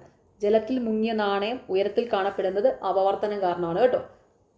അതായത് അപവർത്തനം എന്ന് വെച്ചാൽ പ്രകാശം ഒരു മാധ്യമത്തിൽ നിന്ന് മറ്റൊരു മാധ്യമത്തിലേക്ക് കടക്കുമ്പോൾ അതിൻ്റെ പാതയിൽ വ്യതിയാനം സംഭവിക്കുന്നതാണ് അപവർത്തനം. ഓർത്തു വയ്ക്കുക അപവർത്തനത്തിൻ്റെ ഡെഫിനിഷൻ. പ്രകാശം ഒരു മാധ്യമത്തിൽ നിന്ന് മറ്റൊരു മാധ്യമത്തിലേക്ക് കടക്കുമ്പോൾ അതിൻ്റെ പാതയിൽ വ്യതിയാനം സംഭവിക്കുന്നതാണ് അപവർത്തനം. ജലത്തിൽ മുങ്ങിയ നാണയം ഉയരത്തിൽ കാണപ്പെടുന്നത് അപവർത്തനം മൂലമാണ്. ഇടിമിന്നലുള്ള സമയത്ത് മിന്നൽ ആദ്യം കാണുകയും ഇടിയുടെ ശബ്ദം പിന്നീട് കേൾക്കുകയും ചെയ്യുന്നു. കാരണം എന്താണ്? ഓപ്ഷൻ സി, പ്രകാശത്തിന്റെ വേഗത ശബ്ദത്തിന്റെ വേഗതയേക്കാൾ വളരെ കൂടുതലാണ്. ഇടിമിന്നലുള്ള സമയത്ത് മിന്നൽ ആദ്യം കാണുകയും ഇടിയുടെ ശബ്ദം പിന്നീട് കേൾക്കുകയും ചെയ്യുന്നത് എന്താണ്? പ്രകാശത്തിന്റെ വേഗത ശബ്ദത്തിന്റെ വേഗതയേക്കാൾ വളരെ കൂടുതലാണ്. അതായത് വായുവിൽ പ്രകാശത്തിന്റെ വേഗത എത്രയാ? 3 × 10⁸ മീറ്റർ പെർ സെക്കൻഡ്. അതായത് 3 ലക്ഷം കിലോമീറ്റർ പെർ സെക്കൻഡ്. 3 × 10⁸ എന്ന് പറയുമ്പോൾ എത്രയാണ്? 3 ലക്ഷം കിലോമീറ്റർ പെർ സെക്കൻഡ് വരുവേ. പക്ഷേ വായുവിൽ ശബ്ദത്തിൻ്റെ വേഗതയാണെങ്കിൽ വെറും 340 മീറ്റർ പെർ സെക്കൻഡേ ഉള്ളൂ. വായുവിൽ ശബ്ദത്തിൻ്റെ വേഗത 340 മീറ്റർ പെർ സെക്കൻഡേ ഉള്ളൂ. പക്ഷേ പ്രകാശത്തിൻ്റെ വേഗതയാണെങ്കിലോ 3 ലക്ഷം കിലോമീറ്റർ പെർ സെക്കൻഡ് വരുന്നുണ്ട്. അപ്പോൾ പ്രകാശത്തിൻ്റെ വേഗത ശബ്ദത്തിൻ്റെ വേഗതയേക്കാൾ കൂടുതലായതുകൊണ്ടാണ് ഇടിമിന്നലുള്ള സമയത്ത് ആദ്യം മിന്നൽ കാണുകയും പിന്നീടാണ് ശബ്ദം കേൾക്കുകയും ചെയ്യുന്നത്. Okay, last question. താഴെ പറയുന്നവയിൽ ചുവന്ന ലിറ്റ്മസിനെ നീലയാക്കുന്നത്. Option C, sodium hydroxide solution. താഴെ പറയുന്നതിൽ ചുവന്ന ലിറ്റ്മസിനെ നീലയാക്കുന്നത് സോഡിയം ഹൈഡ്രോക്സൈഡ് സൊല്യൂഷനാണ് കേട്ടോ. എന്നു വെച്ചാൽ ചുവന്ന ലിറ്റ്മസിനെ നീലയാക്കുന്നത് ബേസ് ആണ്. ചുവന്ന ലിറ്റ്മസിനെ നീലയാക്കുന്നത് ബേസ് ആണ്. മറ്റേ നീല ലിറ്റ്മസിനെ ചുവപ്പാക്കുന്നത് ആസിഡാണ്. നീല ലിറ്റ്മസിനെ ചുവപ്പാക്കുന്നത് ആസിഡുകളാണ്. അപ്പോൾ ഈ തന്നിരിക്കുന്ന 3 എണ്ണം എന്താ? വിനാഗിരി, നാരങ്ങ നീര്, നേർത്ത ഹൈഡ്രോക്ലോറിക് ആസിഡ്. ഇത് 3 ആസിഡുകളാണ്. അതുകൊണ്ടാണ് എന്താണ് ചുവന്ന ലിറ്റ്മസിനെ നീലയാക്കുന്നത് ബേസ് ആണ്. സോഡിയം ഹൈഡ്രോക്സൈഡ് സൊല്യൂഷൻ ഒരു ബേസ് സൊല്യൂഷനാണ്. ഓർത്ത് വെച്ചോണേ, അതൊന്ന് ഇമ്പോർട്ടൻ്റ് ആണ് കേട്ടോ. അതായത് ചുവന്ന ലിറ്റ്മസിനെ നീലയാക്കുന്നത് ബേസ് ആണ്. നീല ലിറ്റ്മസിനെ ചുവപ്പാക്കുന്നത് ആസിഡുകളാണ്. അത് മാറിപ്പോരുത് കേട്ടോ. നീല ലിറ്റ്മസിനെ ചുവപ്പാക്കുന്നത് ആസിഡുകൾ. ഓക്കെ, അപ്പോൾ ഈ ഒരു എക്സാം നിങ്ങൾക്ക് എങ്ങനെ ഉണ്ടായിരുന്നു താഴെ ഒന്ന് കമൻറ്റ് ചെയ്യുക കേട്ടോ. എനിക്ക് തോന്നുന്നത് ഇത് കുറച്ച് സ്റ്റേറ്റ്മെൻറ്റ് കുറച്ച് കൂടുതലായിരുന്നത് കൊണ്ട് നമുക്ക് കുറേ ടൈം എടുക്കും. മൊത്തത്തിൽ എനിക്ക് ഇതുവരെ നടന്ന 4 സ്റ്റേജിലുള്ള എക്സാമുകളിൽ ക്വസ്റ്റ്യൻ പേപ്പർ കണ്ടിട്ട് എനിക്ക് എൻ്റെ ഒപ്പീനിയൻ മാത്രമാണ് കേട്ടോ, ഞാനിത് എപ്പോഴും പറഞ്ഞതുമാണ്, മുമ്പും പറഞ്ഞിട്ടുള്ളതാണ്. എനിക്ക് ഏറ്റവും കൂടുതൽ ടഫായിട്ട് തോന്നിയത് ഈ ഒരു സ്റ്റേജ് ആയിരുന്നു. കാരണം കുറേ സ്റ്റേറ്റ്മെൻറ്റുകളുണ്ട്. അപ്പോൾ അതെല്ലാം വായിച്ചെടുക്കാൻ നമുക്ക് കുറച്ച് ടൈം എടുക്കണം. അപ്പോൾ അതുകൊണ്ട് എനിക്ക് കുറച്ച് ഡിഫിക്കൽട്ടായിട്ട് തോന്നിയത് ഈ ഒരു സ്റ്റേജാണ്. അപ്പോൾ ഈ ഒരു സ്റ്റേജിലെ എക്സാം എഴുതിയവർ നിങ്ങളുടെ അഭിപ്രായങ്ങൾ താഴെ ഒന്ന് കമൻറ്റ് ചെയ്യുക കേട്ടോ. നിങ്ങൾക്ക് എത്ര മാർക്ക് കിട്ടിയെന്നേ. ഓക്കെ, അപ്പോൾ ഇനി വരുന്ന നെക്സ്റ്റ് സ്റ്റേജിലുള്ളവർ, അതായത് ക്യാൻസലായി പോയ എക്സാമും പിന്നെ മഴ മൂലം എക്സാം എഴുതാൻ പറ്റാത്തവർക്കും എക്സാം എഴുതാൻ അവസരമുണ്ട്. അത് ഓഗസ്റ്റ് 22-നാണ് ആ സെക്കൻഡ് സ്റ്റേജിലുള്ള എക്സാം എഴുതുന്നവരുടെ കൂടെ ക്യാൻസലായ സെക്കൻഡ് സ്റ്റേജ് എക്സാം ഉള്ളവരുടെ കൂടെ നമുക്ക് ആ മഴ മൂലം എക്സാം എഴുതാൻ പറ്റാത്തവർക്കും PSC എക്സാം എഴുതാനുള്ള അവസരം കൊടുത്തിട്ടുണ്ട്. അപ്പോൾ നിങ്ങൾ നന്നായിട്ട് തന്നെ ഇരുന്ന് പഠിക്കുക. ഈ ഒരു 4 സ്റ്റേജിലുള്ള ക്വസ്റ്റ്യൻ പേപ്പർ നോക്കിയാൽ നമുക്ക് മനസ്സിലാകുന്നത് പ്രീവിയസ് സ്റ്റേജിലുള്ള ഈ വർഷത്തിലെ തന്നെ ഇപ്പം തന്നെ നടന്ന പരീക്ഷകളിൽ ഈ പ്രീവിയസ് സ്റ്റേജിലുള്ള പരീക്ഷകളിലെ ക്വസ്റ്റ്യൻസ് റിലേറ്റ് ചെയ്തിട്ടുള്ള ക്വസ്റ്റ്യൻസും പിന്നെ പ്രീവിയസ് ഇയറിലെ 10th പ്രിലിംസിൽ നിന്നുള്ള ക്വസ്റ്റ്യൻസും തന്നെയാണ് ചോദിച്ചിരിക്കുന്നത്. ഒത്തിരി ക്വസ്റ്റ്യൻസ്, ഒരുപാട് ക്വസ്റ്റ്യൻസ് എല്ലാം തന്നെ റിപ്പീറ്റഡുമാണ്. ഈ ഒരു ചോദ്യപേപ്പറിൽ മാത്രമേ ഉള്ളൂ എനിക്ക് അത്ര റിപ്പീറ്റഡ് അല്ലാതെ തോന്നിയുള്ളൂ. ബാക്കിയുള്ളതിലൊക്കെ ഫുള്ള് റിപ്പീറ്റഡ് ക്വസ്റ്റ്യൻസ് തന്നെയാണ്. അതും ഈ വർഷം തന്നെ ഇപ്പം തന്നെ നടന്ന മുൻപത്തെ ചോദ്യപേപ്പറിൽ നിന്നൊക്കെ റിപ്പീറ്റ് ചെയ്ത് ഒത്തിരി ക്വസ്റ്റ്യൻസ് ചോദിച്ചിട്ടുണ്ട്. അപ്പോൾ നന്നായിട്ട് തന്നെ പഠിക്കുക. നിങ്ങൾക്ക് എക്സാം ഇനി നെക്സ്റ്റ് സ്റ്റേജിലുള്ളവർക്ക് ഈസി ആയിരിക്കും എന്നാണ് എൻ്റെ ഒരു മനസ്സ് പറയുന്നത് കേട്ടോ. കാരണം നിങ്ങൾക്ക് ക്യാൻസലായ എക്സാമാണ് വീണ്ടും തരുന്നത്, അതുപോലെ മഴ മൂലം മാറ്റി വെച്ച എക്സാം. അപ്പോൾ അതുകൊണ്ട് PSC ചിലപ്പം മിക്കവാറും അതെന്തായാലും ഒരു ഈസി ക്വസ്റ്റ്യൻ പേപ്പർ ആയിരിക്കും നിങ്ങൾക്ക് കിട്ടാൻ പോകുന്നതെന്ന് തന്നെ പ്രതീക്ഷിക്കുക. അപ്പോൾ നന്നായിട്ട് തന്നെ പഠിക്കുക. ഈസി ക്വസ്റ്റ്യൻ പേപ്പർ ആണെന്ന് വിചാരിച്ച് പഠിക്കാതിരിക്കരുത് കേട്ടോ. നന്നായിട്ട് തന്നെ പഠിക്കുക. നന്നായിട്ട് തന്നെ പഠിച്ച് എങ്ങനെയെങ്കിലും ഈ പ്രിലിംസ് ഒന്ന് ക്ലിയർ ചെയ്യാൻ നോക്കുക കേട്ടോ. പ്രിലിംസിന് നിങ്ങൾക്ക് കൂടുതൽ മാർക്ക് മേടിക്കുന്നതിലല്ല കാര്യം, പ്രിലിംസ് ക്ലിയർ ചെയ്യുക എന്നുള്ളതാണ് കാര്യം. പ്രിലിംസ് ജസ്റ്റ് ഒന്ന് ക്ലിയർ ചെയ്താൽ മതി. നെക്സ്റ്റ് സ്റ്റേജിലേക്ക് നമ്മൾ ക്വാളിഫൈ ചെയ്യുമല്ലോ മെയിൻസ് എക്സാം എഴുതാനായിട്ട്. അപ്പോൾ അതിന് വേണ്ടിയിട്ട് നന്നായിട്ട് തന്നെ പഠിക്കുക, മെയിൻസ് ഒന്ന് അറ്റൻഡ് ചെയ്യാനായിട്ട്. ഓക്കെ, അപ്പോൾ എല്ലാവർക്കും ഓൾ ദി വെരി ബെസ്റ്റ്. നിങ്ങൾക്ക് ഈ ചാനൽ ഇഷ്ടപ്പെടുന്നുണ്ടെങ്കിൽ സബ്സ്ക്രൈബ് ചെയ്യുക, സപ്പോർട്ട് ചെയ്യുക, ഷെയർ ചെയ്യുക. പിന്നെ വീഡിയോയുടെ താഴെ കാണുന്ന ഹൈപ്പ് എന്നുള്ളൊരു ഓപ്ഷനുണ്ട്, അതും കൂടി ഒന്ന് ക്ലിക്ക് ചെയ്ത് സപ്പോർട്ട് ചെയ്യുക. താല്പര്യമുള്ളവർ study win PSC Telegram channel join ചെയ്യുക. ലിങ്ക് കമൻറ്റ് ബോക്സിൽ പിൻ ചെയ്ത് വെച്ചിട്ടുണ്ട്. അപ്പോൾ എല്ലാവർക്കും താങ്ക്